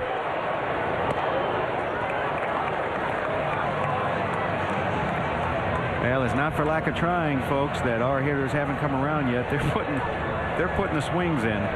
Yeah, you know, the work is there, the effort is there. And when you get in a situation like this again, because you feel so bad because you're getting such good pitching, and you're letting some of those good pitching efforts go in the L column. That's what grinds on hitters. Yeah, and you know what? It's a good thing that our guys in that locker room really got each other's backs and like each other. Yeah. Otherwise, it'd be eating the pitchers alive. Well, Tommy is just such a huge factor in that scenario. Jimmy is possibly going to get himself sent out on a rehab on Monday. Well, Toby Hall is out and catching tonight. Batting cleanup for Charlotte against Norfolk. Toby is, boy, if he's able to come back and actually contribute, that would be something after that injury. There's Jimmy talking to Joey Corr and Rob McCovac in the foreground. There's a 3-0 count to Paulie. Jermaine Dye on deck. Now, Jim told me he has the same kind of qualities that Robin Ventura had when Robin was here. All positive, great teammate, got your back. Robin and Jimmy, a little different senses of humor. Oh, yeah. There's ball 4. Robin is great sense of humor in this game has ever seen. Mr. Dry Wit. So Paulie's seeing the ball very well in that at bat. Not offering at anything out of the strike zone. I got a feeling JD is going to do some damage right here. He had a hanging breaking ball in the 3rd inning and took a whack at it, popped it up to left field, and that's what's going to happen. You're not locked in. JD in his first at bat took a nice short swing and hit a line drive into center field for a single. He's also scored.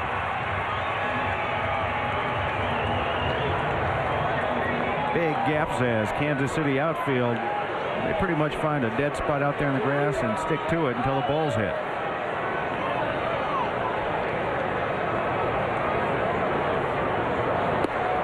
Right there, fastball for a strike. And that was it. Well, aside from not really being locked in with the swing, most of the time you outthink things too as a hitter when you're struggling.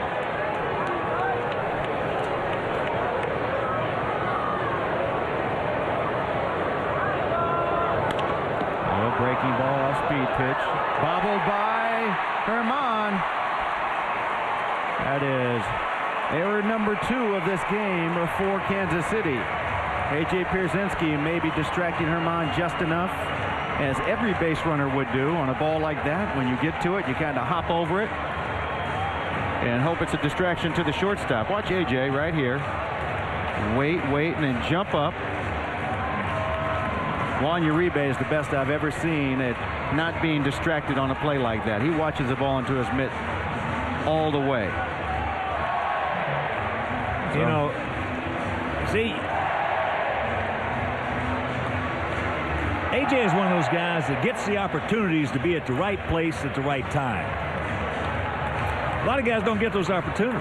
You know, what's funny is it looks like A.J. did something, but the truth be told, every base runner in baseball does the exact same thing. He's going to slow up and jump. Exactly right. And generally, it's always caught. But he's always in the middle of it. Yeah, it makes it seem like he did something special, and the truth be told, I don't know, maybe he's got some magical powers, because it does seem to happen around him an awful lot. Hey, he was the same way in high school. He hadn't changed a bit. Well, the Sox get an extension in this inning, and Rob Makoviak looking to go ahead and at least tie this game up, hopefully give the Sox the lead. Bases loaded, 2 down. Ball smacked down to Sweeney. He'll knock it down, pick it up, and take it himself. So the extra at bat doesn't help the Sox at all. They're going to trail it 4-3.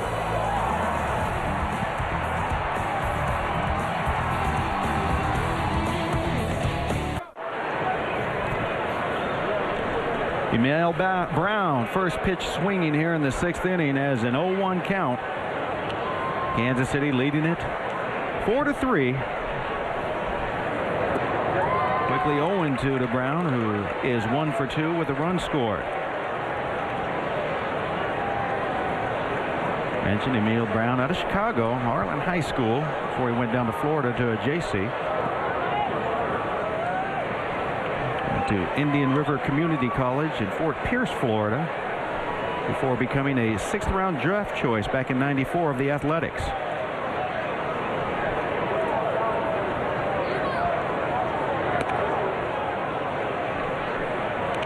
Talk about a guy that paid his dues, put his time in before finally getting an opportunity to play at the big league level. Emil Brown is one. Almost a swing right there. No. Says Jerry Davis. Oh, Zach Greinke warming up in the Kansas City Royals bullpen. Take a look at that checkup by Brown. He held back. And he'll go ahead and take a ball off the outside corner for ball 4. Mark Burley's 4th walk of the night. Right there, third of the night.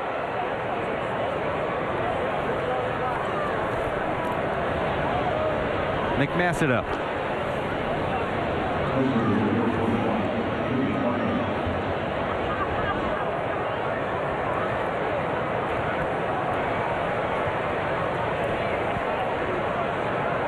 Billy Butler 0 for 1 tonight. He had a sacrifice fly in the 4th inning. Deep center field. There's a breaking ball strike. Well, I mentioned this guy is not little. He's 21 years old, 6'1", 240 pounds.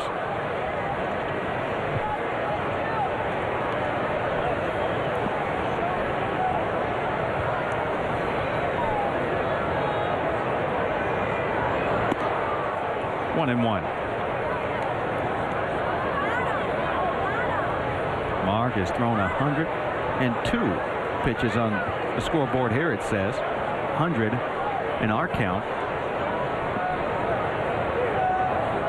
Always have some kind of disparity between the two. Big off effort. Brown back. Neil Brown not a big base stealing threat. Most in his career big league level has been 10.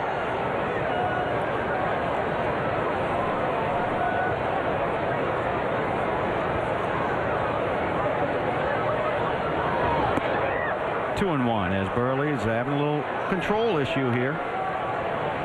Well, he started this game out very crisp and in command of the strike zone. third inning. Allowed his second walk of the game to Esteban Herman and a base hit to De Jesus before getting the double play. Butler looking fastball, guessing wrong.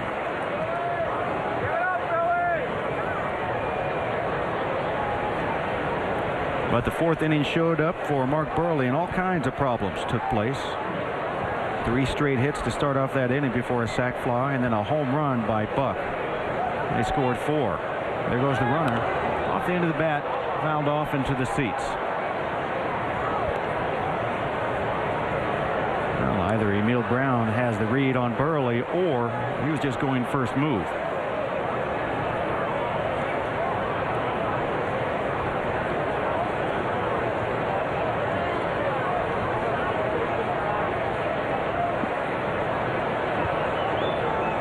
Billy Butler up there with a 2-2 count. Going after Brown, a little closer this time.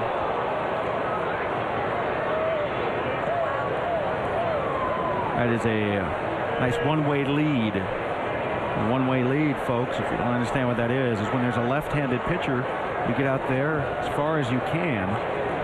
And when he starts throwing that baseball either to home or towards you, you can still lean and get back. This time, Brown recognizes the pickoff and gets back standing up.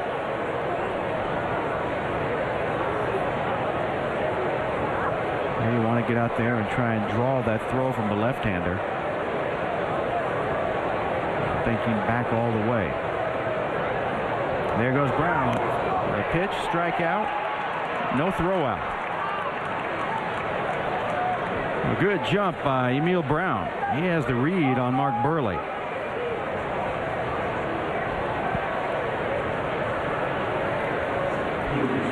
He's had 2 good jumps in this sequence here. AJ had no chance. Oh, that made it look like Mark Burley is a normal left-hander with that jump. Yeah. Well, you said it. He's got it. He's got it nailed. That's his second stolen base on the year. That brings up Alex Gordon. Alex is 0 for 2.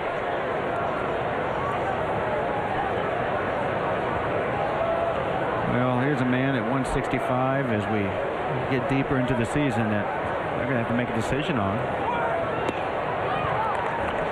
You know, most of the time those decisions are made not so much on the physical part, but the mental part. Right. How strong is he mentally? Can he handle the situation? If he does not succeed, is it going to put him back, set him back a year or 2? Or can he overcome it? And that's what organizations evaluate with these youngsters when they're bringing them up. How they can handle it mentally. We've seen some of our guys in the past come up. Their #1 picks that had good ability and everything else got thrown into the fire at the wrong time and never overcame it. That's high into left center field. Going back is Sweeney, saying he has it. Tagging is Brown. Sweeney's got a good arm.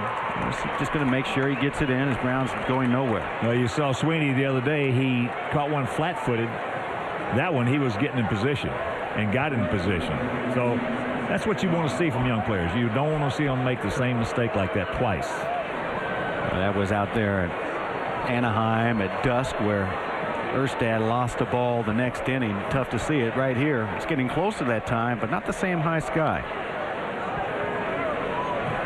And skipper Ozzie Guillen is out to have a little talk with his battery of Pierzynski and Burley.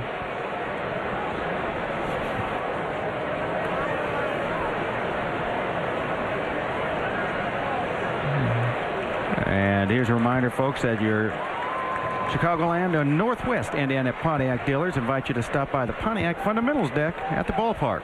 Kids can swing a bat, throw some pitches, and run the bases. Call 866-SOX-GAME or visit whitesox.com for your tickets.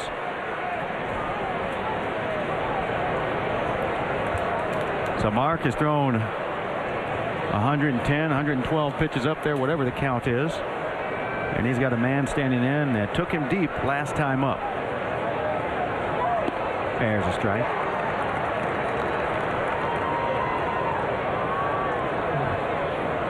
Now, but I don't know about you, but just watching and seeing the numbers and hearing the stories about Alex Gordon, I think mentally he's pretty tough. You'd have to think so. You check his background out, his resume, so to speak, and what he did in college.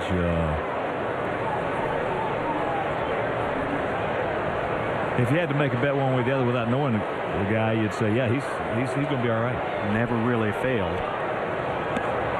Check up. He didn't go. 2-1. You know, that's the funny thing. There have been so many great ball players that get into professional baseball, and they have the time to fail at the minor leagues. He was rushed to the big leagues in a hurry, was Alex Gordon.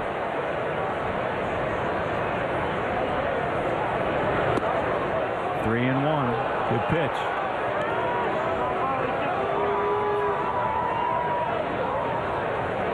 On deck, Esteban Herman. A tough out. Buck, the number 9 hitter. Nice cutter.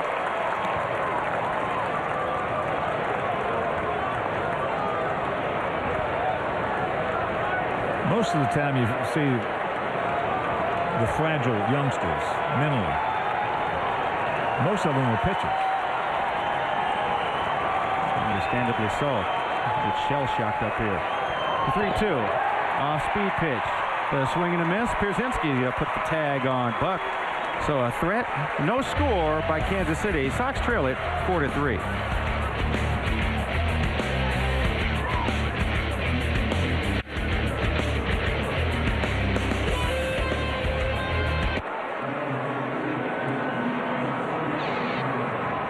Because Geico sounds like gecko. That's it. That's the only reason I'm here. The fact is, if Geico sounded like some other animal, like, I don't know, a puma, sure enough, there'd be some adorable little cat sitting here talking about Geico's low rates.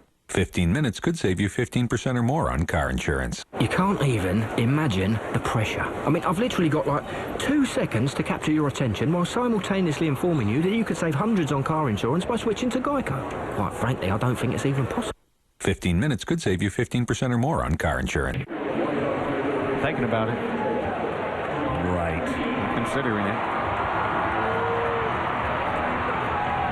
They're having a ball at the ballpark this evening, as it's been an exciting ball game. 3 home runs hit in this one tonight.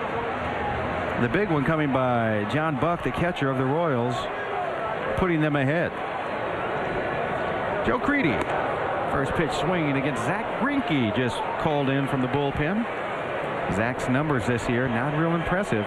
He's got really good stuff. You know, the numbers don't show it. Getting back to being fragile and coming up to the big leagues most of the time as pitchers, and the reason being is that hook of Greinke's out of Apopka, Florida. He's a blue darter. But the reason being is they really hadn't had to compete that hard coming out of high school and even college, because they just had dominating stuff, these number 1 picks. So all of a sudden they get into the big leagues. These guys don't care how good you were in high school and college. No. And it confuses them. And as I said, some of them never come back. Yeah, that's a great observation, and the point that, you know, you can be a dominating pitcher, but it's fewer and far between that star pitchers come from a young age of high school or college right to the big leagues and succeed than it is hitters. Well, I watched Greinke play in high school at Apopka. He's just an outstanding athlete. I mean, he's got a chance to be a terrific pitcher. He's you sort of see him hit a golf ball. I heard about it. He could swing the bat. I mean, you know, he's just got to get some things in his mind that are positive and stay there.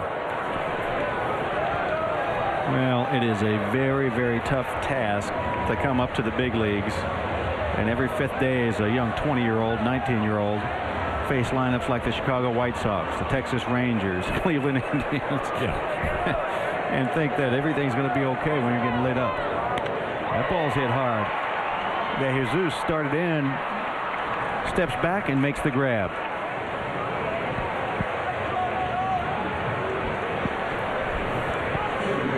Fans, on Sunday, May 27th, the Sox host the Devil Rays. The first 20,000 receive an Ozzie Guillen bobblehead delivered by DHL.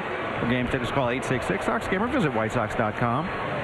Most of the time, young pitchers that come into the big leagues are better off if they're just good athletes, like Greinke. But if the only thing they had done in their high school or college career is just pitch, then I think they're at a disadvantage.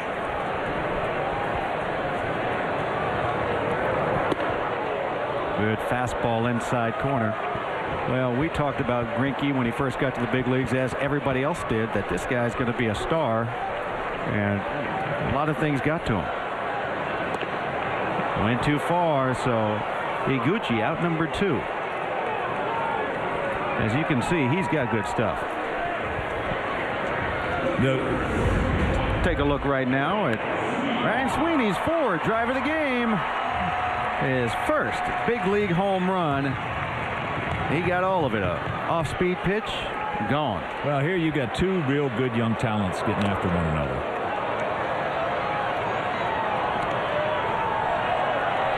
I think the determining factor in Zach Greinke is going to be if he wants it bad enough. He is reaching back and popping the fastball in the mid-90s from 94 to 96 miles an hour. Yeah, this is actually the best we've seen him with his fastball. Well, he was starting. This is his second relief appearance on the year.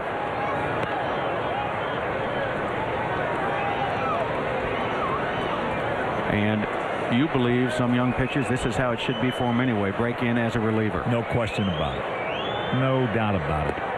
That's down 2-2. I mean, you always have exceptions, and of course the game is changing so much now because of the 30 ball clubs, and you got, you know, the need for pitching, that you're getting them in there too quick so they don't have that luxury. But yeah, if you could wave the magic wand, work these guys out of the bullpen, put them in a place for where they have a chance to succeed, where you can pick and choose for them.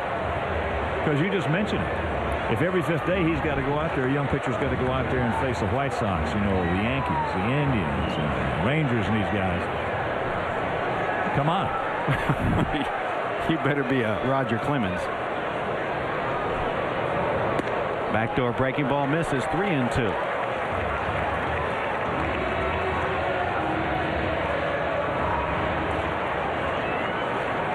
Ryan Sweeney 1 for 1 with that homer and a walk. Change up down. He'll take his base.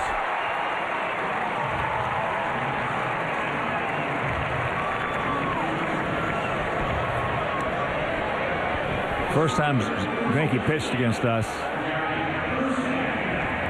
he was really impressive.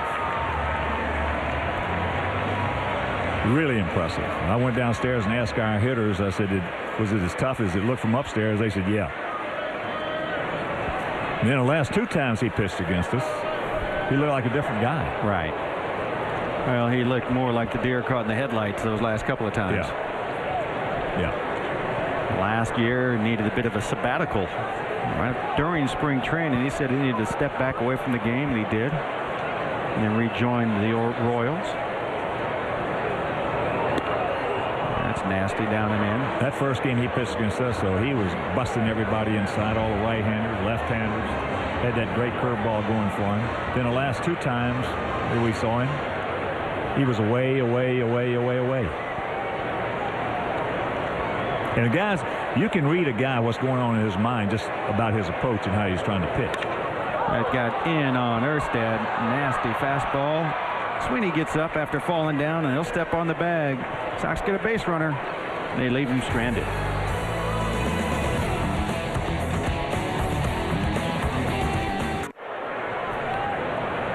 Nick Massett on for Mark Burley here in the top of the 7th inning. 4-7-2 for Kansas City. 3-6-1 for our Sox.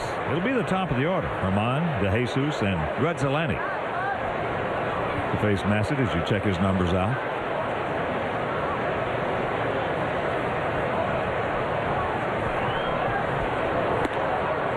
On the outside edge. Herman has walked twice and grounded to second.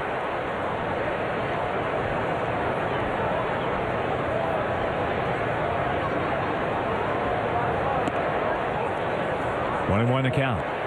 Second of the 3-game set tomorrow afternoon in the finale. Javi Vasquez against Jorge De La Rosa. Make your plans to be with us here at the ballpark. The Kentucky game will be over Comcast Sportsnet. Then Monday is off. Then Tuesday, Wednesday, and Thursday, the Yankees come to town. Danks against Mussina on Tuesday. Contreras against Chen Min Wong on Wednesday. John Garland against to be announced on Thursday. And there are still tickets available for all 3 of those ball games. So-called 866 Sox game. 3-1 to count.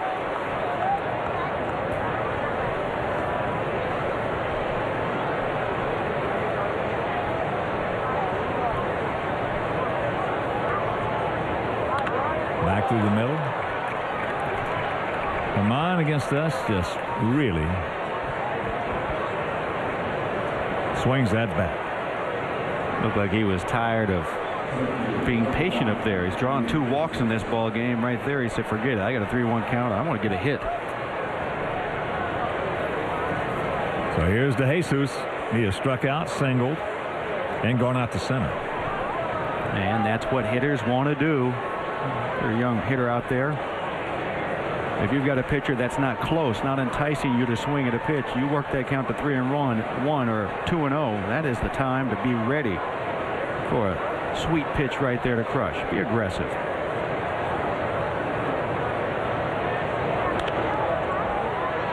Souvenir left side.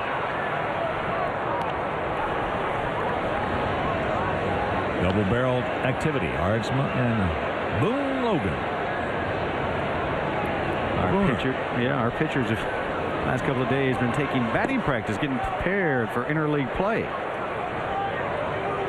Some fare okay, others don't. Nick Massett was crushing some out in batting practice.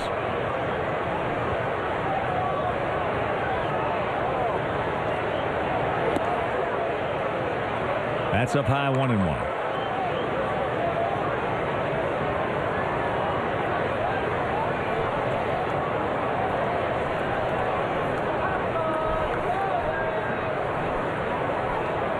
There's always that question of who's at the big disadvantage in National League parks and American League parks when teams have to go into them without a DH or with a DH. Close pitch, didn't get it. 2-1. Well, it wasn't too much of an issue last year. No, it didn't matter. Sox were beating up on everybody, whether they came here or went to their place. American League was beating up on everybody. I think it's a huge loss when you go into a National League park and you have to have your pitcher hit and you all of a sudden don't have a Jim Thome or those type of designated hitters. On the other hand, it's a major disadvantage in the sense that National League, you're set up to use your bench players and double switches and defensive replacements. So when you put them in as a DH, you're not throwing any big boppers in there. But it is better than the pitcher hitting. 2 balls and a strike to DeJesus. That is, unless it's somebody like a Ken Brett.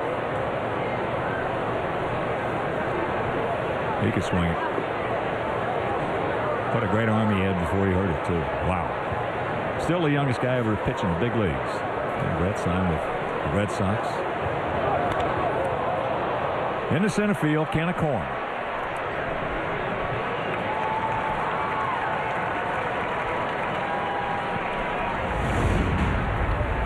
Talking about pitchers and batting practice. It's Kevin Hickey, Andrew Cisco. Kenny Williams getting the show back there. David Ardsma also. See this swing. Compact. Johnny Danks. Oh, the Butcher Boy. Look out. He's supposed to have been a pretty good hitter in high school. Javi Vasquez. Oh, nice. So here's Greg Zelenik. He's 1 for 3.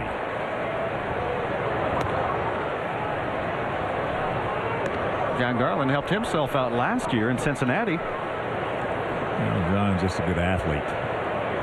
Period. And he hit himself a home run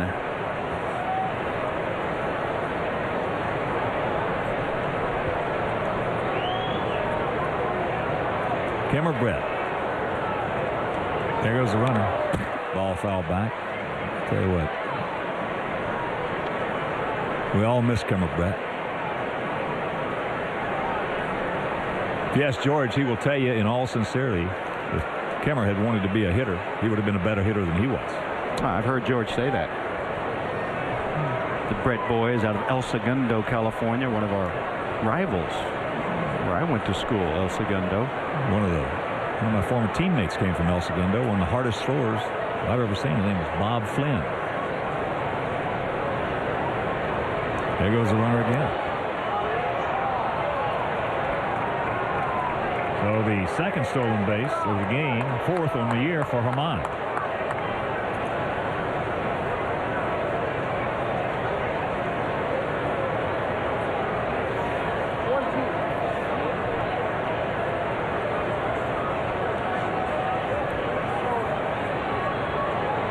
Esteban, a nice jump, and Pierzynski had no chance, even if he'd held on to it and thrown it.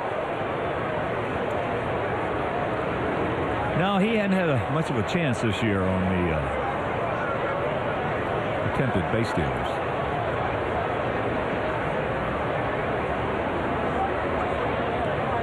One out,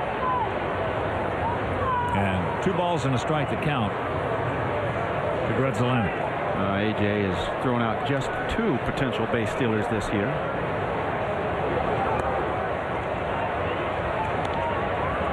Three and 1. Martin on deck. And Mike Sweeney in the hole.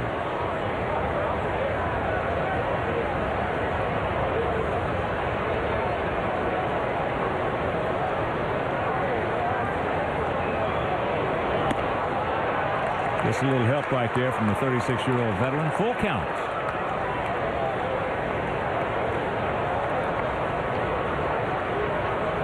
And after this half inning, we will have our Miller Major League scoreboard for you. 4-8-2 for Kansas City, 3-6-1 for our Sox.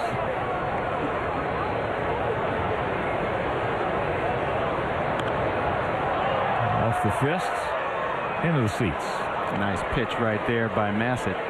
Attacking the hands of Gredzelanek. Little 2-seamer running in. Don Cooper, that's one thing he likes to see from his pitchers.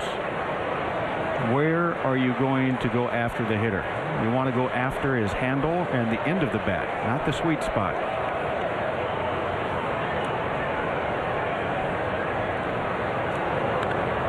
And that's top foul.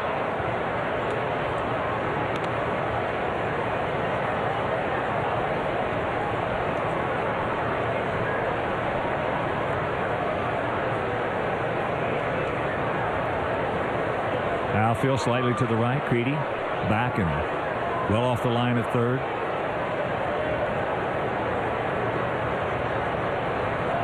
And now Uribe was trying to jock in, and that ball is hit Erstad. Erstad, yes, Darren. Good.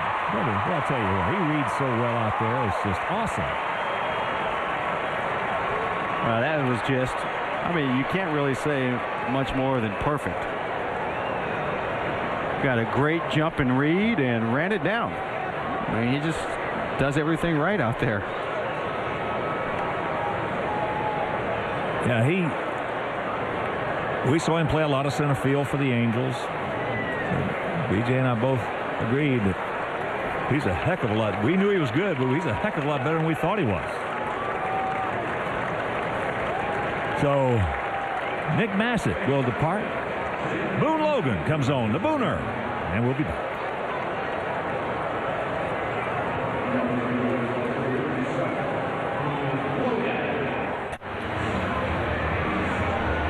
And while we have a moment, let's check out what's coming your way right here with WGN-TV. Make every second count. Don't miss the award-winning series 24 with Kiefer Sutherland tonight at 11:30 Eastern on Superstation WGN. On with DJ, the feisty one, Darren Jackson, Ken Harrelson from U.S. Cellular Field, second of a 3-game set and a 6-game homestand. 3 with these guys, and then 3 Tuesday, Wednesday, and Thursday with the Yankees. As Boone Logan to Mark Tien. Breaking ball strike. Starting the other day when we got home, we're going to have 17 days in our own bed here in this great city. Because we got 3 games with the Cubs over at their place. And then come back here. And a count 0-2. Tien's now going to have to regroup a little bit. Now Boone Logan is definitely going to be hard on left-handers. Something about that release of his on that breaking ball. He's just got a little snap of the wrist. And you see the left-handers just having a very difficult time reading that it's biting as much as it is. He gone. That didn't take long. 7th inning stretch. We need 1 to tie.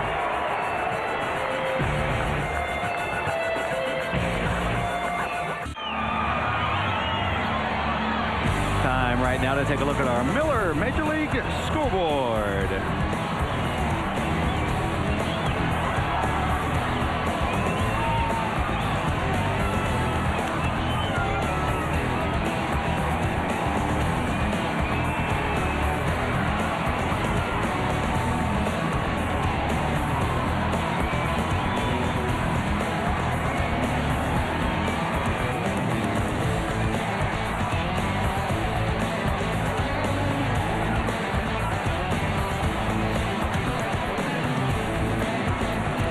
As you check out our Southwest Airlines tail of the tape. 4-8-2 for their guys. 3-6-1 for our guys. Tony Perez Jr. in it short for Esteban Herman as Juan Uribe. 1-2 for 3, a homer. His 5th. Coming back in the 1st inning. 1-0 the count.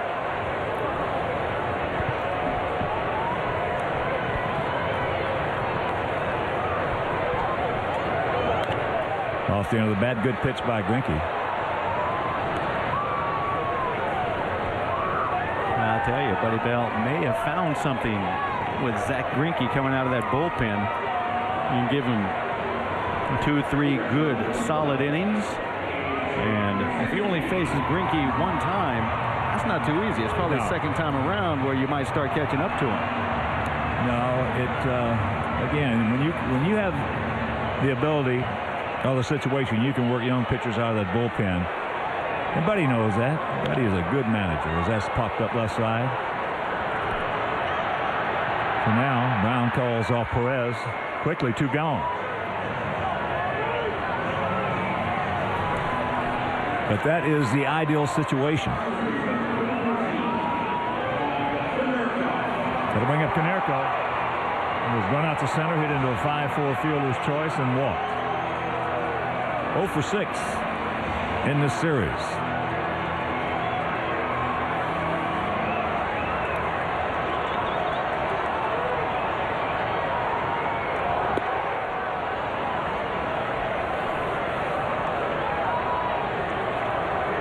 One of the best that ever lived working those pitchers out of that bullpen, Younger, was Earl Weaver. Great manager, Baltimore. Then you had Alvin Dark and Dick Williams. That ball hit into right field. Tien is there. And that's really a quick inning. We're into the 8th.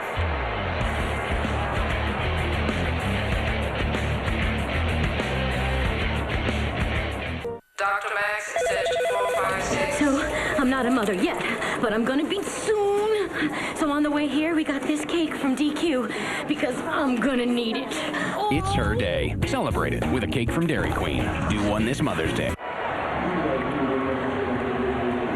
David Aardsma on here in the top of the 8th inning. 4-3 ball game. The Royals at 4 runs in the 4th inning against Mark Burley. Aardsma. He's got Sweeney, Brown, and Butler due up here in this inning. David, good numbers on this year. You got a tough row to hoe here against some pretty good hitters. Mike Sweeney, first pitch, high, deep. Sweeney. That's a just missed it. And this year, when you can't be home to see the White Sox, check out MLB.tv. You can log on to the internet to watch every out-of-market White Sox game of the season live. For more details, visit whitesox.com, where baseball is always on. And we told you earlier that Toby Hall is rehabbing down in Charlotte. Here's an update. He's 0 for 3 tonight with a walk. Opponents have 1 stolen base off of him. Chicks, dig Becker. Someone has been working out. Becker, watch him operate. Brown takes ball 1. He's 1 for 2.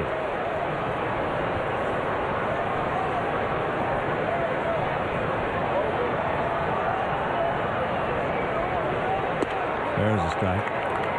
As long as Toby doesn't re-injure his shoulder down there, he could stay as long as necessary to find his swing. It'll take some time. Ball into right field.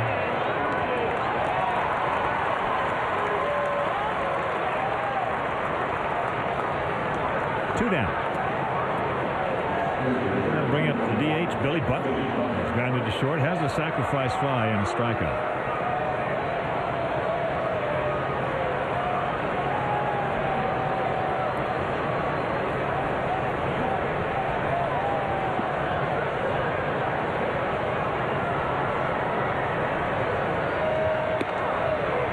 First pitch strike on the outside corner.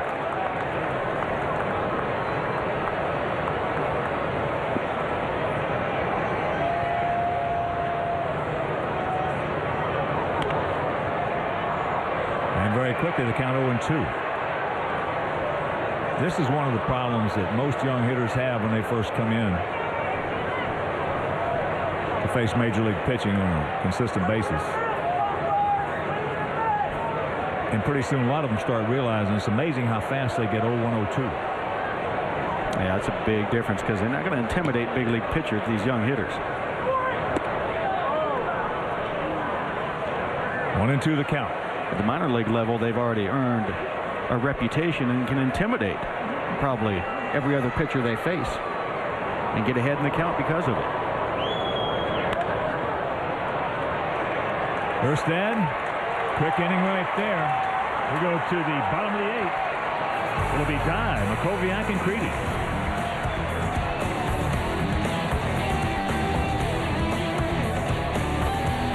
McDonald's is throwing us a party. They're even putting us on glasses. What? Putting glasses on me? I don't need no glasses. My eyesight is perfect. 20/20. Donkey, they're putting us on the... I see what's happening here, Shrek. Puss has got you thinking my eyesight is not as good as his. Just because I lost that chess game to the mice because I accidentally sat on Gingy. Only McDonald's is celebrating DreamWorks Shrek the Third with collectible glasses featuring all your favorite characters. Oh, why can't they put us on glasses instead of in glasses? You know I'm not going to fit in the glass. Jermaine Dye will lead it off here in the bottom of the 8th inning. Defensive change. Ross Glode goes in for Mike Sweeney. Jermaine is 1 for 3. Takes first pitch strike. Jack Greinke, as I mentioned, out of Apopka. High. The Blue Darters. Warren Sapp also attended that school. He's good. Yeah. Heard rumor that Warren has lost a little weight too, and going to be trying to regain some of that quickness he had while starring with Tampa. Blue Darters, popular athletic program down there, really solid. Has been for a long time. Had a lot of good coaches down there. Chip Gerke, a bunch of others. High. Everybody converging. And it's Tien or Godzelanek. Tien makes the catch. Nice play. Especially when you got 3 guys converging. Oh, indeed it was. Tien had the farthest to go to try and get to that ball, but he could go full speed ahead. The other guys are running backwards looking over their shoulders, as you have a tendency to not be able to run as hard that way. He's just going to give a little bump and grind to Grudzlonic and say, get out of here. Knock him over in the seats.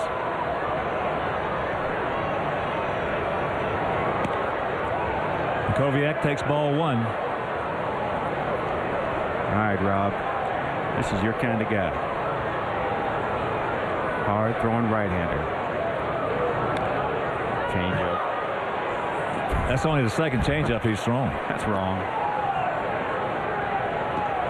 He had a good motion with it as well.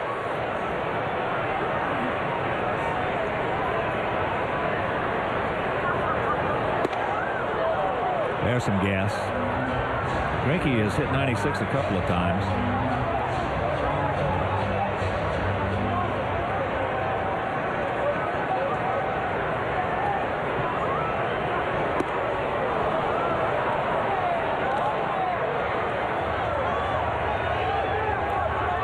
The 2007 Chicago White Sox are presented by U.S. Cellular. U.S. Cellular is wireless where you matter most. Joe Creedy.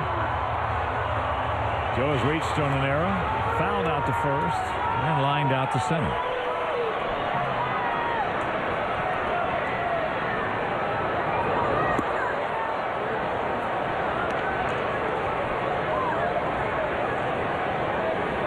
Greinke consistently from 94 to 96 with that heater. Off the end of the bat. Gordon. Another quick inning for Zach Greinke.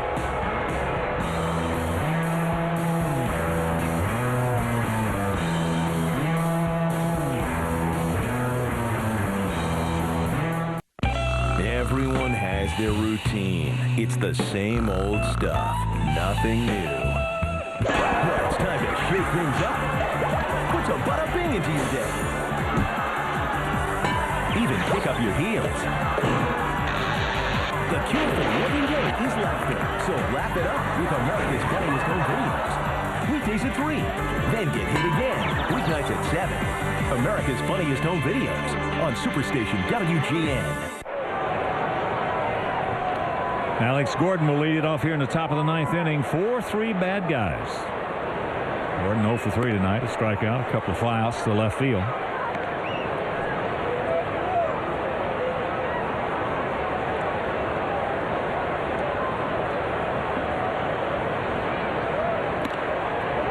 And the count 2-0.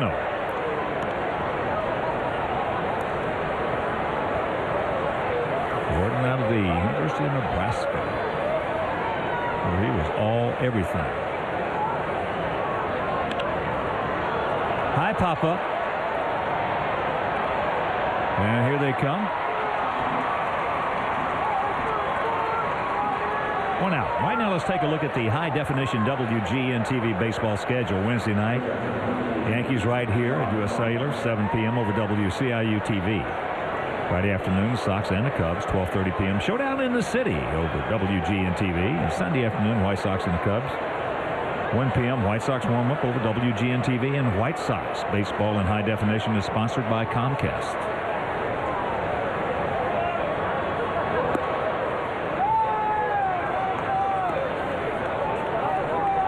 1-1 the count to John Buck. 1 for 3, a 2-run homer, his 5th homer. And now has 10 RBIs. They're coming back in the 4th inning.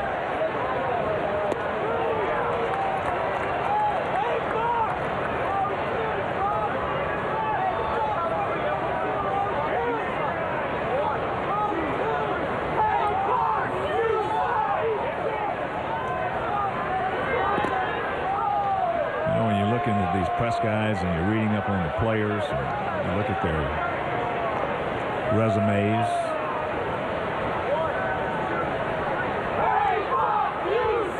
one of the most impressive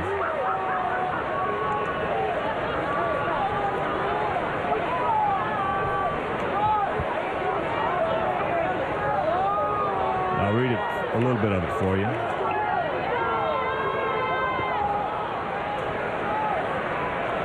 Attended the University of Nebraska, where he played baseball, football, hit .356 with 46 doubles, 41 home runs, 182 RBIs, and a .608 slugging percentage in 176 career games. Was a member of the Cornhuskers 1994 National Championship football team, an academic All-Big 8 in football and baseball. As there's a base hit. So Buck 2 for 4.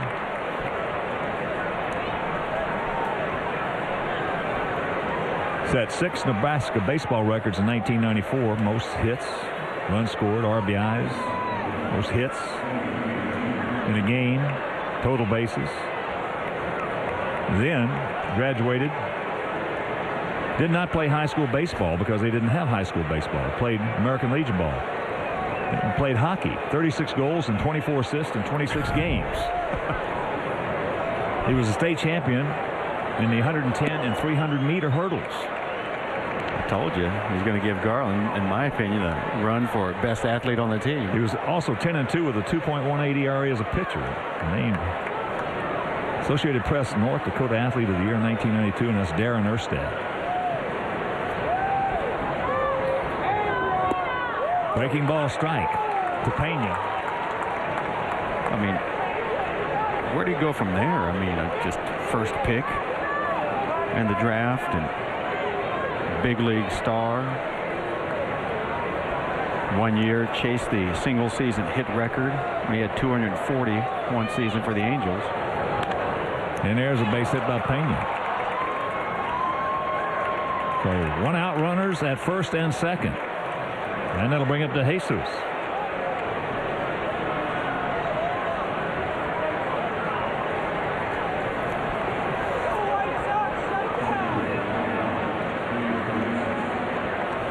Now that's quite the resume for Erstad. There's no question about it. Injuries have slowed his major league career down a bit. But he's proving to us coming into spring training and since then that he's got a lot left to prove at this level. Ozzie is going to make the change. Ardsma will depart. Andrew Cisco comes on in. We'll be back.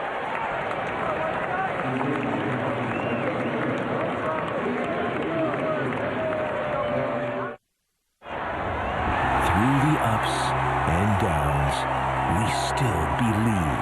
I mean, it's a story. Look at the great players that played here, the Ernie Banks and the Billy Williams and the Fergie Jenkins and the Ryan Sandbergs and the Ron Santos that go on. You can go on. And the Ivy and the Bleacher Bombs and the people that come out here religiously and faithfully and passionately to support this organization.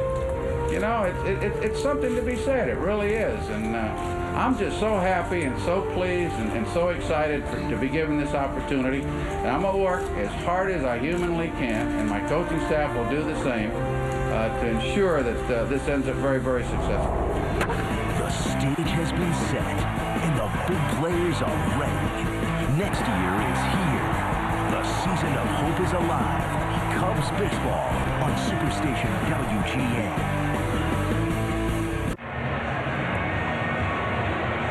While we have a moment, let's check out what's coming your way right here for WGN.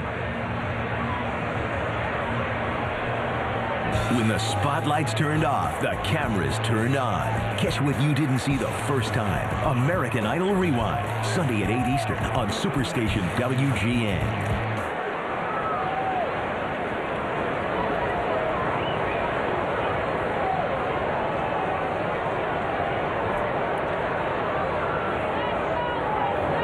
First pitch to DeJesus inside on the 6'10 southpaw, former Royal, Andrew Cisco.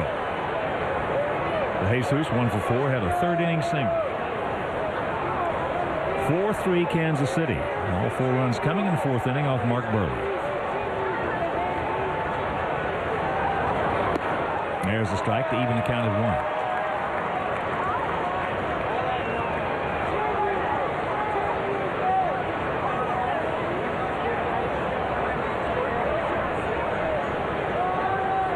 Outfield around to the left. Bit of a gap out there in right center.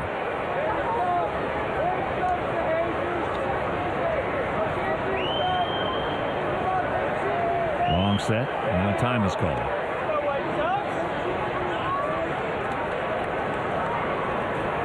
DeJesus now 1 for 8 in this series. Hitting at .279 on the season. 4 homers and 9 ribbies.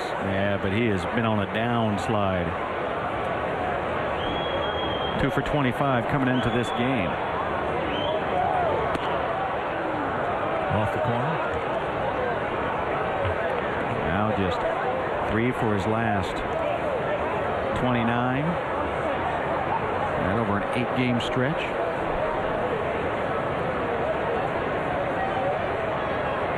I can certainly relate to those numbers.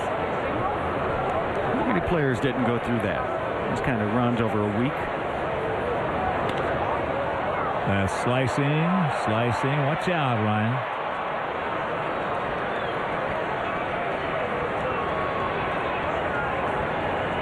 Ryan, if you're just tuning in, cranked out his first Major League homer, leading off the 5th.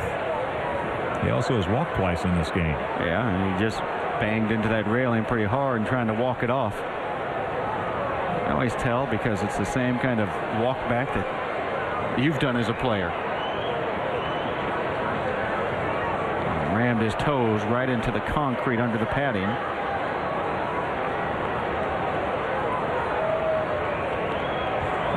And hit his head right in somebody's wallet. Full count. With Grudzelanic on deck. Ryan's out there trying to pop his neck as he jammed his head pretty good on that contact with the fan. Get him out of here, Andrew. No walks, buddy.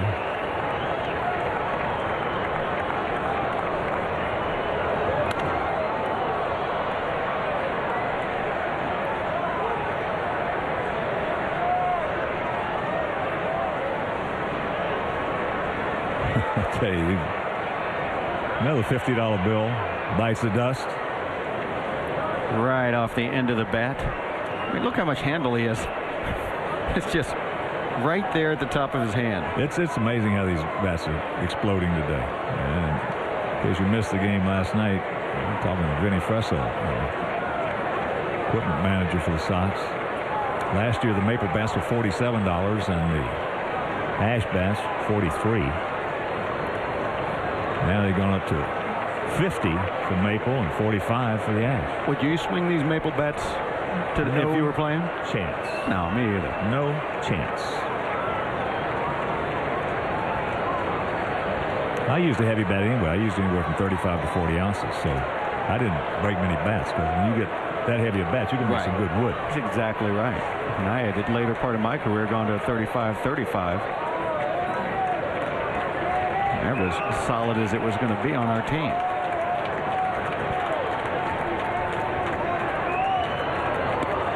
Watch out. He gone. 2 down.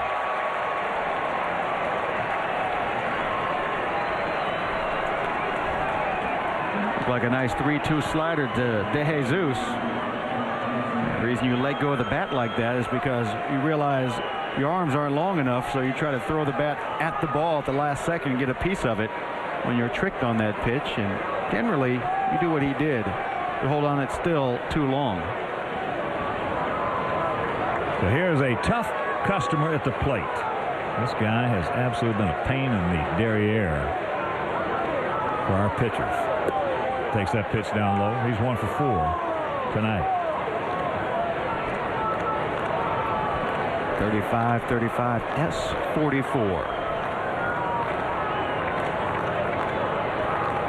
Thick handle, thin barrel. Like a fungo, hard as can be.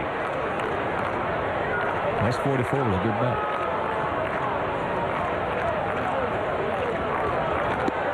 There's a strike and the count 1-1. 2 on, 2 out. 1-1 to count here in the top of the 9th as we trail it 4-3.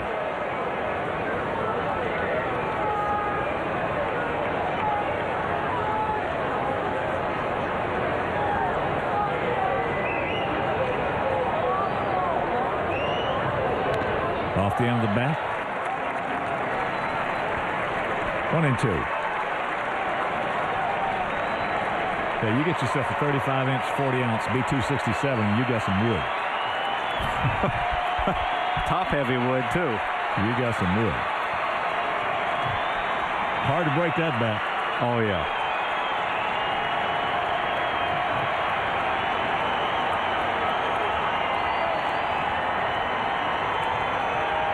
Outfield. Around to the right. Gap out there in left center. Creedy way back and off the line, and the 1-2 pitch. Nice pick by A.J.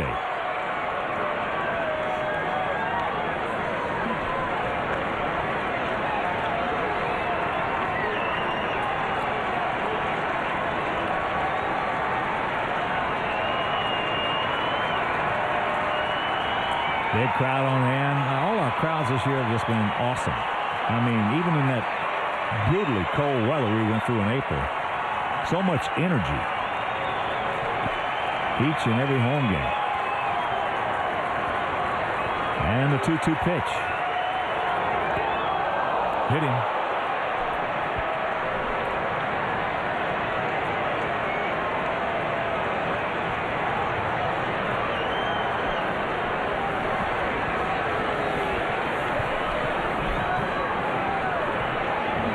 That's a shame. You work so hard to get ahead in the count and then let one get away. Got AJ too. Pierzynski sets up inside, so he makes sure he misses inside. Grudslanek not doing a whole lot to get the heck out of the way. So here's Tien. A single, a double, he's 2 for 4 with a run scored. Sox packed with Royals. First pitch strike.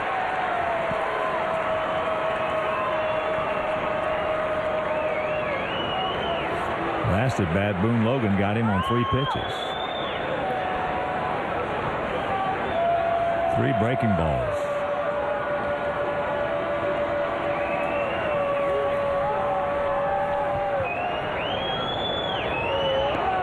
And a count 0-2. Boy, that is one of the few times this year where Andrew Sisco dropping down threw a pitch with conviction. He didn't feel for it. He just reached back and fired it.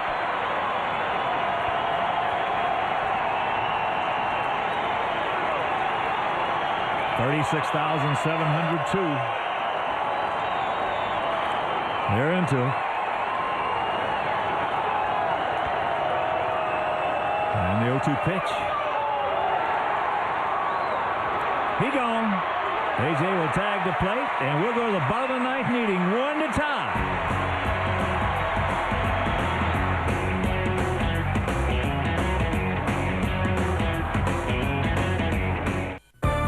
For years, man has known about the advantage of twin blades. Smooth. Now there's the twin blade advantage from Honda. Twin blades mean finer clippings when mulching to feed your lawn. They also mean more bagging capacity and less emptying. And of course, Honda means it's built to last. The twin blade advantage, exclusively on Honda mowers. That's the story. We needed 1 to tie, and they have made a pitching change. I don't know about you, Feisty. I don't care who they bring in. I'm just glad to see Greinke out of there. Hey, you're preaching to the choir now, buddy. Yeah, Greinke retired everybody he saw in 3 innings except the one guy he walked. No, he was pretty dominating in his work, but here's a man that they've gone ahead and established as their closer. Joakim Soria out of Mexico. He has picked up 6 saves this year. And that's doing a lot of work when you only have 11 wins. A 287 earned run average. And he has 14 games. He has 17 strikeouts and 15 2/3 innings worth of work. Katahito Iguchi 0 for 3. Gooch hitting at .216, a couple of homers, 6 RBIs. Gordon at the cut of the grass at third. First pitch strike on the outside corner. Cutter.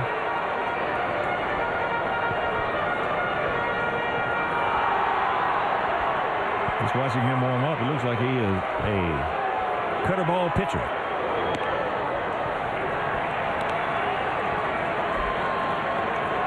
Breaking ball right there, slider. Outfield straight up, bunched just a bit. Now Gordon creeps in a little bit, and that pitch up high, 2-1. I tell you, I played briefly in winter ball in Mexico. There weren't a whole lot of guys throwing things straight. A lot of off-speed stuff.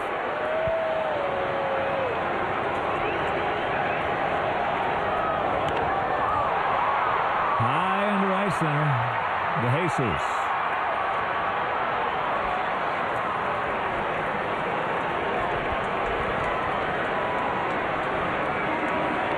Everything was moving, huh? Sinking, sliding, cutting, changing. They didn't challenge many hitters with fastballs. Well, here's Ryan Sweeney, 1 for 1, his first Major League homer. And he's walked twice. Erstad's on deck.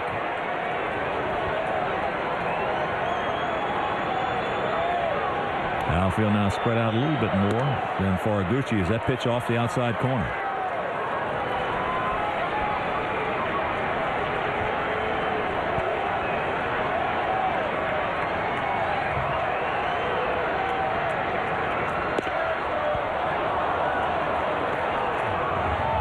Cutter strike, 1-1.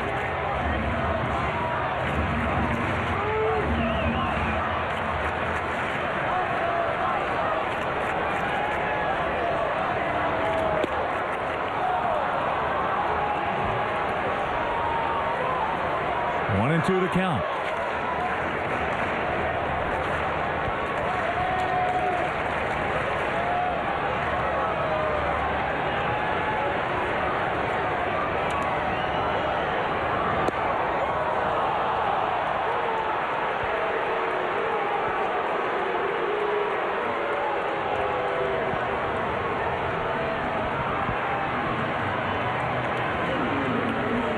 Two down to Erstad.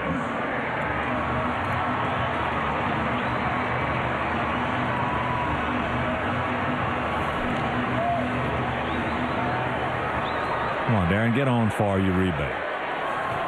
One swing in that bat, good. Rowe guarding the line at first. Gordon even with the bag off the line at third. Outfield now straight up and spread out.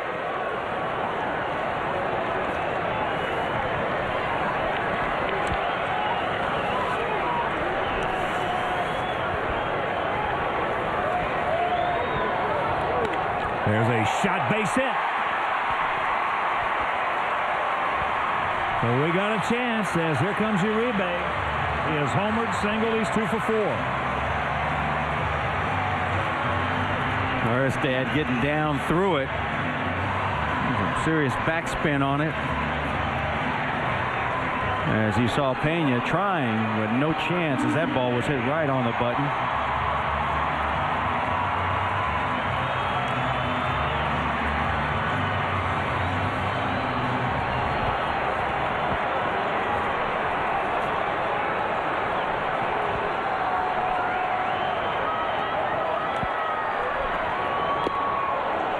Big hack, no contact. I mean, you just said it. Big hack, not short and quick.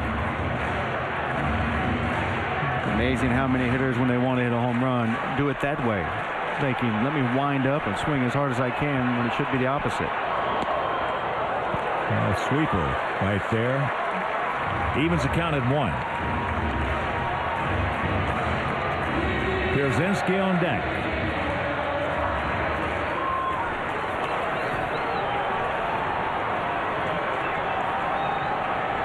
Outfield deep as they should be.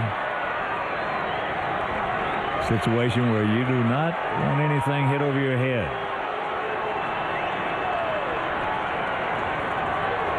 If it's over your head, it's got to be out of here. The ball hit hard. Stretch. Stretch. Get up. You can. Off the wall. Off the wall. Erstad scores, and this game is tied at 4. For a second, I thought that hit the back wall back there. Juan Uribe. 2 out. Bottom of the ninth, ties it up, and here comes Pierzynski. Boy, right man, right place, right time. Juan Uribe basically has been the one man in this lineup the past few days that's been hitting the ball right on the button consistently, and he does it right there. Just misses winning this ball game by inches.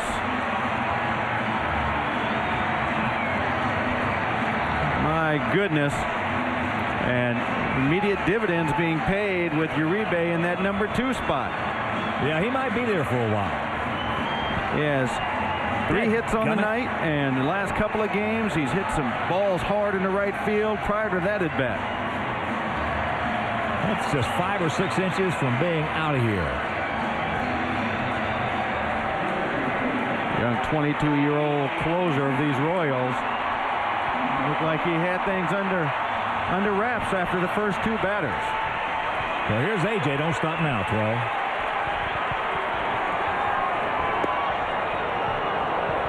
Maybe they thought that ball was low.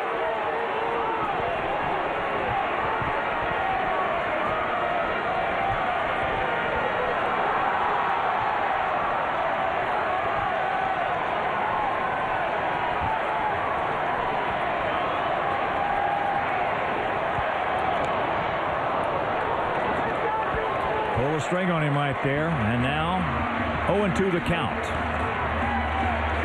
Come on, A.J. Get 2 strike hitter, buddy.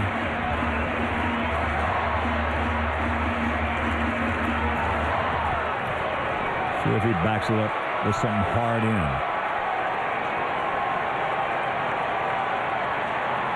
And go away. Off the corner.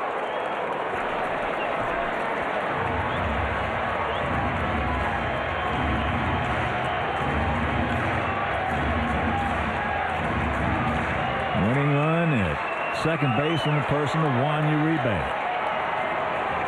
I can't believe how deep all the outfielders are with that winning run on second. And that's just off the corner. 2-2. The outfield playing normal depth with the game-winning run on second. That's not the way to play the game. You got to bring it in a couple of steps. They don't have that good of an arm. That's exactly right. Tien in right field's got the strong arm. Other than that, forget it. Brown brings it in now. Just got a piece of it.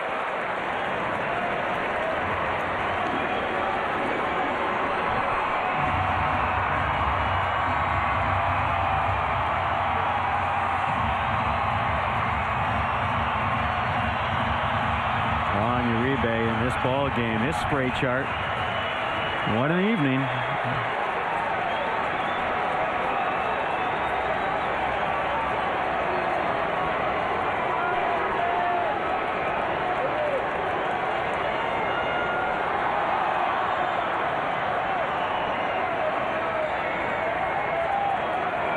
And the 2-2. Watch out.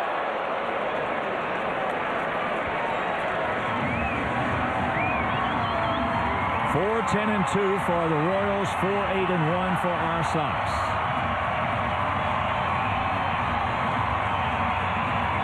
A base hit by Uribe gets Mark Burley off the hook and takes a victory away from Scott Ellerton in his first start of the year.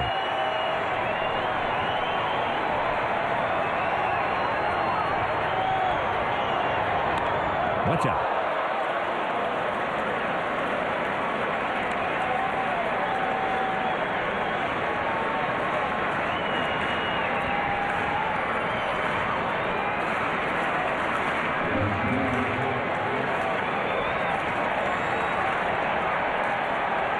Outfield, straight up, spread out. That's high. Full count. Konerko on deck.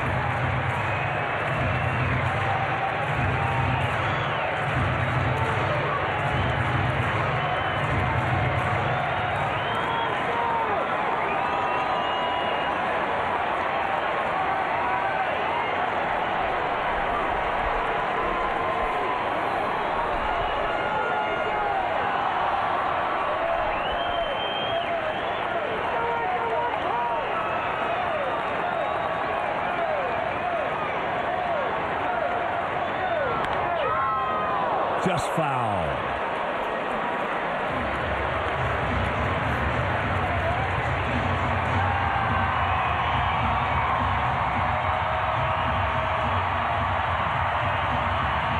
A.J.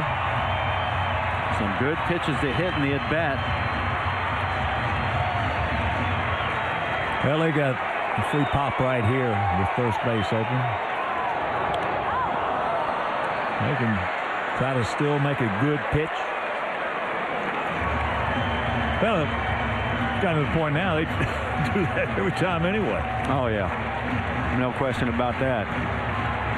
Kansas City, a very unique defensive setup. Lines wide open for Pierzynski, where if it gets by the infielder, no chance of throwing a runner around. The outfielder is deep.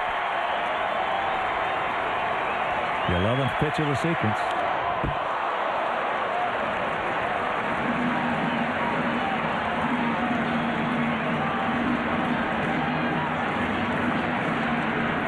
A lot of teams in a situation like this will try and take the lines away.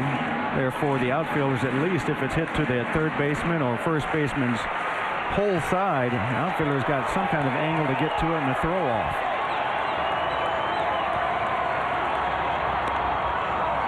Pops him up. Pena makes the call, has the ball, but the 2-out double by Juan Uribe scores Darren Erstad, and we will go to extra innings.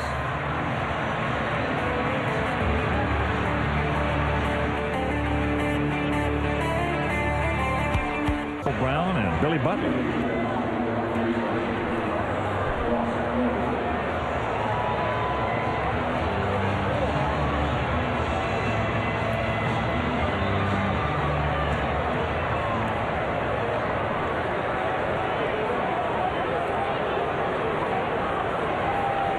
Lode making his first plate appearance. He came in defensively for Sweeney in the 8th inning. Tied for the team lead with his 16 runs batted in. He and Mike Sweeney, who had one tonight. Takes it up and in, 1-0. Finale tomorrow afternoon, Javier Vasquez against Jorge De La Rosa. 26-year-old southpaw for Kansas City. Can't make it to the ballpark. That game will be over Comcast Sportsnet. There's the strike. And an off day on Monday. And Tuesday, John Danks against Mike Mussina. On Wednesday, Jose Contreras against Chen Min Wong. On Thursday afternoon, John Garland against to be announced. And there are still tickets available for all 3 of those Yankee games. So 866 Sox game, check it out. Or 312-674-1000 and check it out.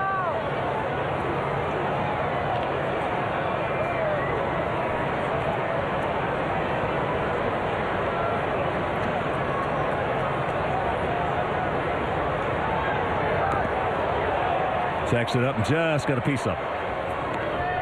Well, I'd have to say that Don Cooper has gotten it into Andrew Sisco's head that drop down pitch of his can be a lethal weapon. He is doing it very nicely in this ball game so far. He's had a little bit of trouble hanging on to it a little too long in the past, but hey, keep working at it. That's it, and he's doing it.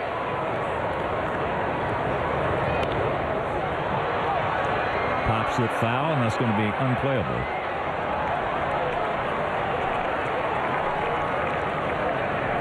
Brandon Duckworth.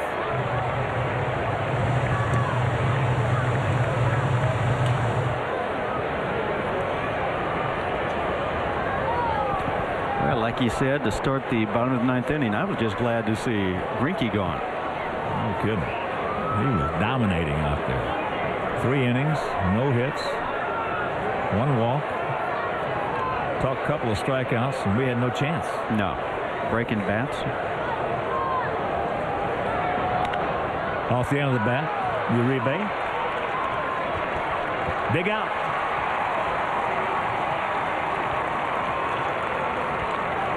Double-barreled activity. Matt Thornton and Mike McDougal. For our Sox in the bottom of the 10th, it'll be Konerko, Dye, and Makoviak. As here comes Ozzie.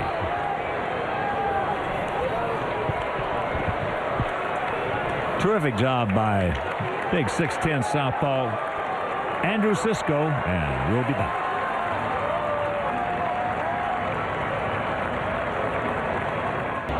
And Mike McDougal comes on.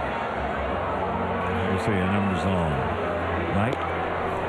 Emil Brown will be the first hitter. And then another right-handed hitter, Billy Butler. Brown is 1 for 3. with a stolen base, a run scored.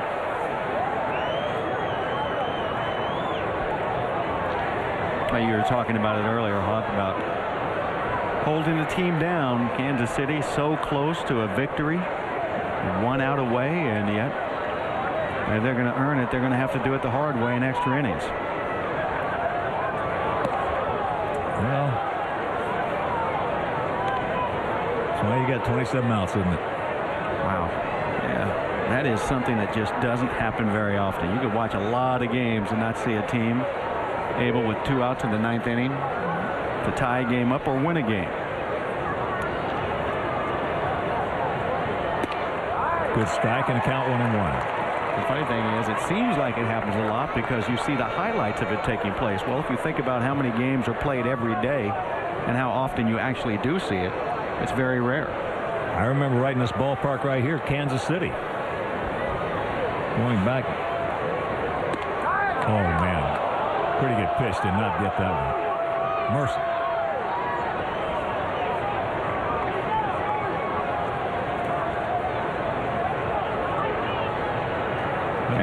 That's a good pitch. That ball went across the plate. Yeah.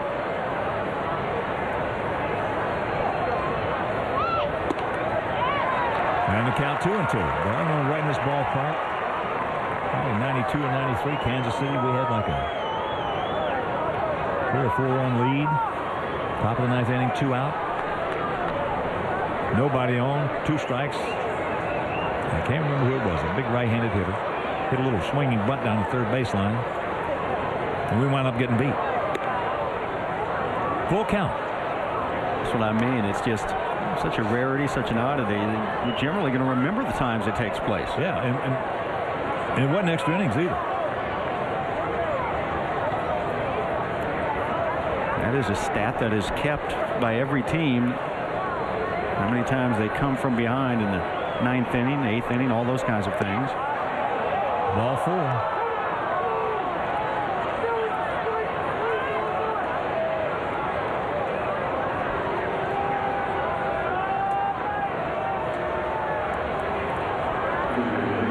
Breaking ball on the 3-2, hoping to get Brown to swing at it, and he doesn't. And I say hoping, it's because McDougal obviously was trying to keep that just out of the strike zone. Well, here's the 6'1", 240-pound, 21-year-old, just turned 21-year-old slugger, Billy Butler.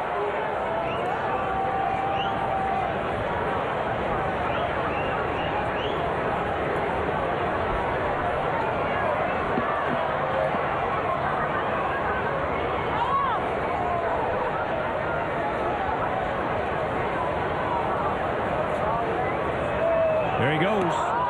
Ball goes all the way back to the backstop. There you can see that Buddy's pretty much saying, hey, I don't care. I'm still going to try and win this ball game, be aggressive, and take it to the Sox. The second stolen base of the night for Emil Brown.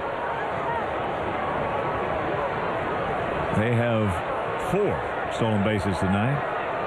And AJ has not had a chance to throw any of them out. A coup out.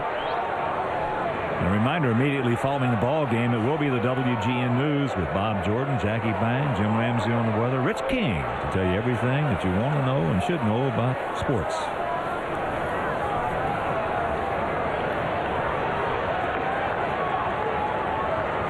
Butler, as we mentioned, if you're just tuning in, just turned 21 on April 18th. 3 years in the minor leagues. He was a .344 hitter with 55 homers, 274 RBIs in just 314 games. Well, you know, when you talk about those numbers, automatically, if I didn't see this hitter, I'd think he had to be left-handed. I'll go on that. Those numbers are too powerful. I'm talking about average-wise and everything.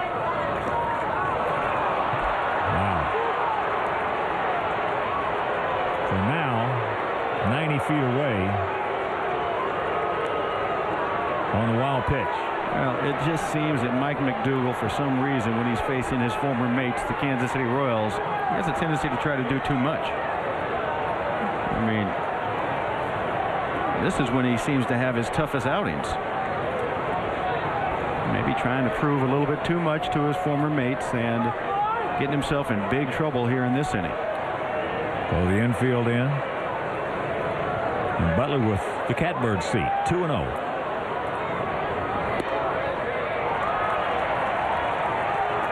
Butler out of Wolfson High School in Jacksonville, Florida. You know, his power numbers in the minor leagues, you wouldn't be surprised that he's right-handed. It's just that .344 average.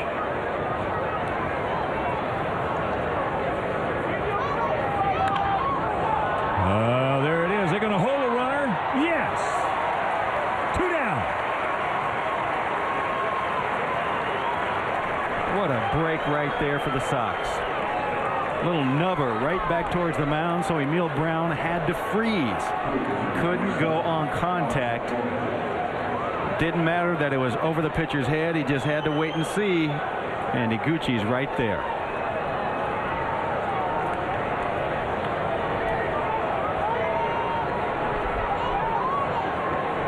Well, you read that as a base runner, where it hits out in front of home plate and try and gather what that angle is.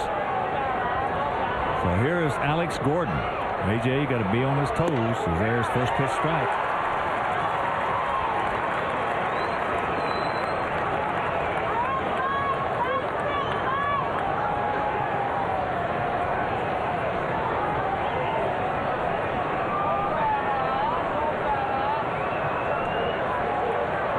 Outfield slightly to the left. Creedy halfway and off the line at third. Did not check it up, and the count 0-2.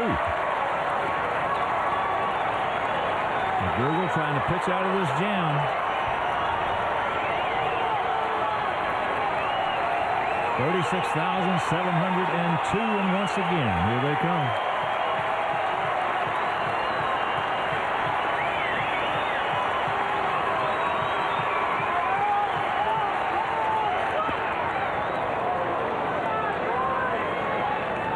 One and two the count.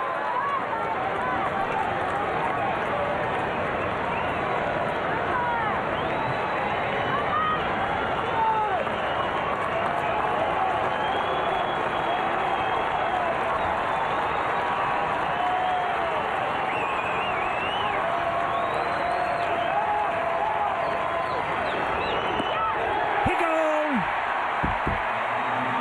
We'll go to the bottom of the 10th. Konerko, Dye, and Makoviak.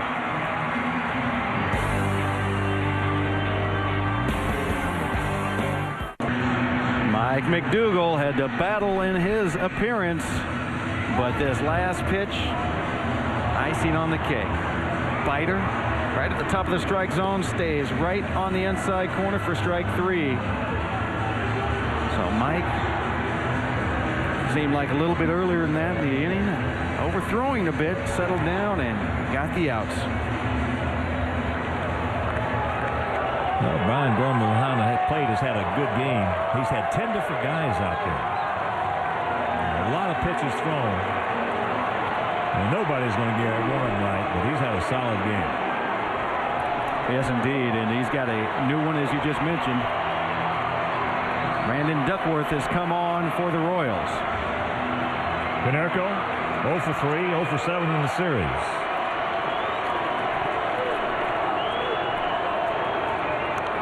Oh, mercy. Looking for it, got it, and underneath it.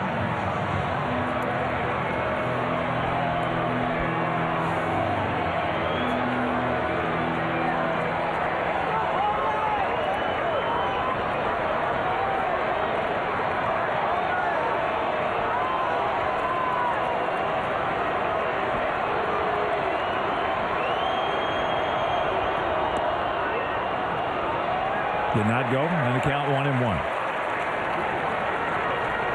And once again, a reminder to be the WGN News immediately following our ball game with Bob Jordan, Jackie Bang, Jim Ramsey with the weather, and Rich Keene. All Louisville Sporting News.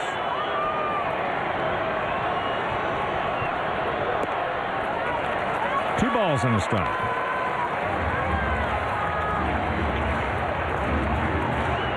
Brandon Duckworth broke into the big leagues with the Philadelphia Phillies back in 2001. Also pitched for Houston before joining the Royals last year.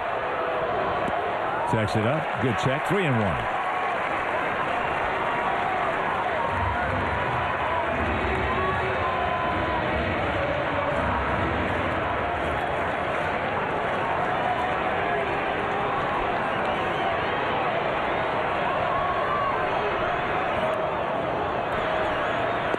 And there's ball 4, the dreaded leadoff walk.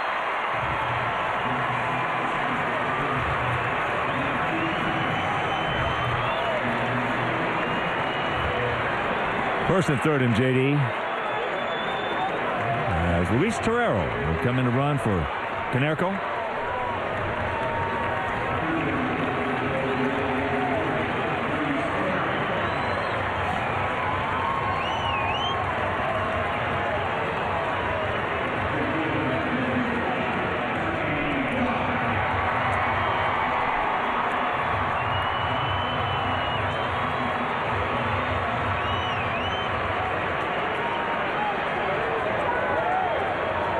JD 1 for 4. Solid single to center and a run scored. Takes first pitch strike. Makoviak on deck and Joe Creedy in the hole. Well, the unfortunate situation has been this of late for our big poppers in the lineup that have struggled is they have a tendency to, especially in a situation where they can win a game, to overswing, get underneath the ball, whereas with nobody out, it's a great time to start thinking line drive. Guerrero, pretty good lead. Got good speed, but Buck can throw from behind home plate. Tom Buck's got a cannon. Yes, he does. Here's Scott Pasednik. He has a terrific arm.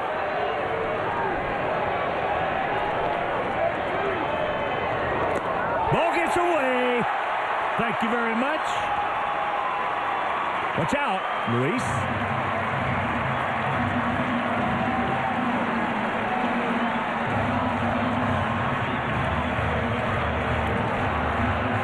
John Buck. Luis took that big turn. He's got a cannon. I'll just mention it. And he stood out there saying, throw it.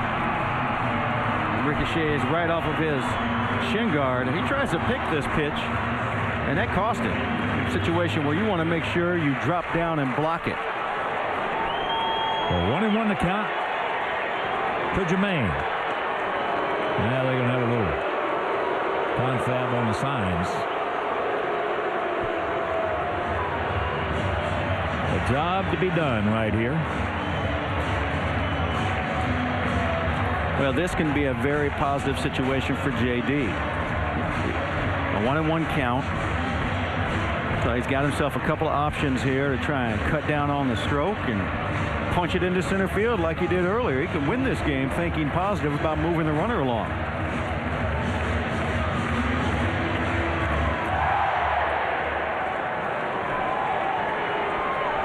And the Kansas City outfield is deep. Straight up and spread out. Breaking ball, just misses. Big pitch right there. Just a world of difference in 2-1 or 1-2.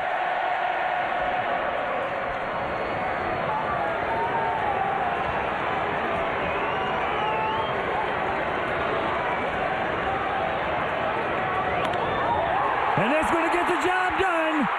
They're going to wave it around. Here he comes. Safe. And this ball game is over. Exactly what you were talking about, Feisty. JD knew the situation. It was a great position for him to be in. Just like earlier in the game, he cut back on that stroke and thought up the middle. And he wins this ball game. That away, JD.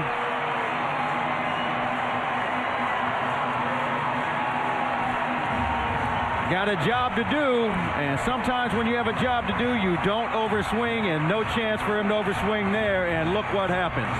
Torero with good speed, digging hard all the way. The throw from Tien with a good arm, can't get him. And we'll be back.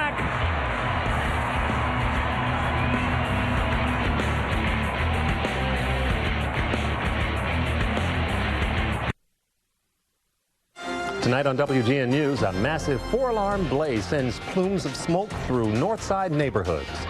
People trying to find a missing woman stumble across something unexpected. And the next time you run into Oprah around town, feel free to call her Dr. Winfrey. The WGN News is next.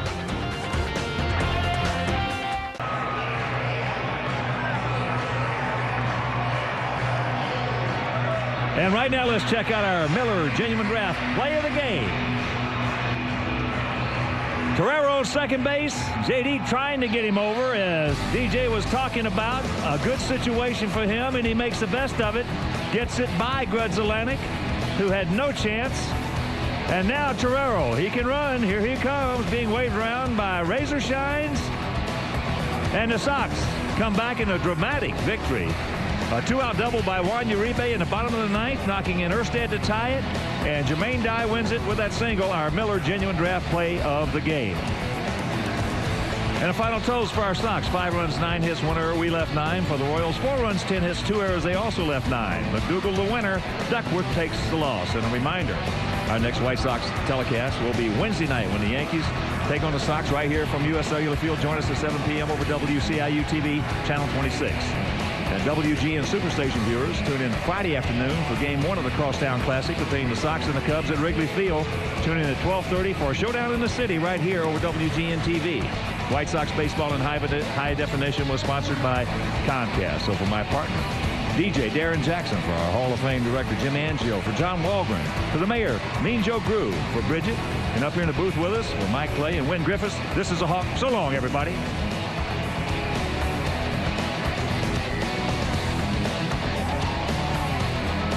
Chicago White Sox baseball is brought to you by Miller Lite, 4-time winner of the World Beer Cup Gold. Miller Lite, good call. Pepsi, your world, your Pepsi. The Illinois Lottery. No matter how you play, play the Illinois Lottery. Have a ball. Comcast. Catch more home games at HD on Comcast Digital Cable. Call 1-800-4-BEST-TV today. And by Southwest Airlines.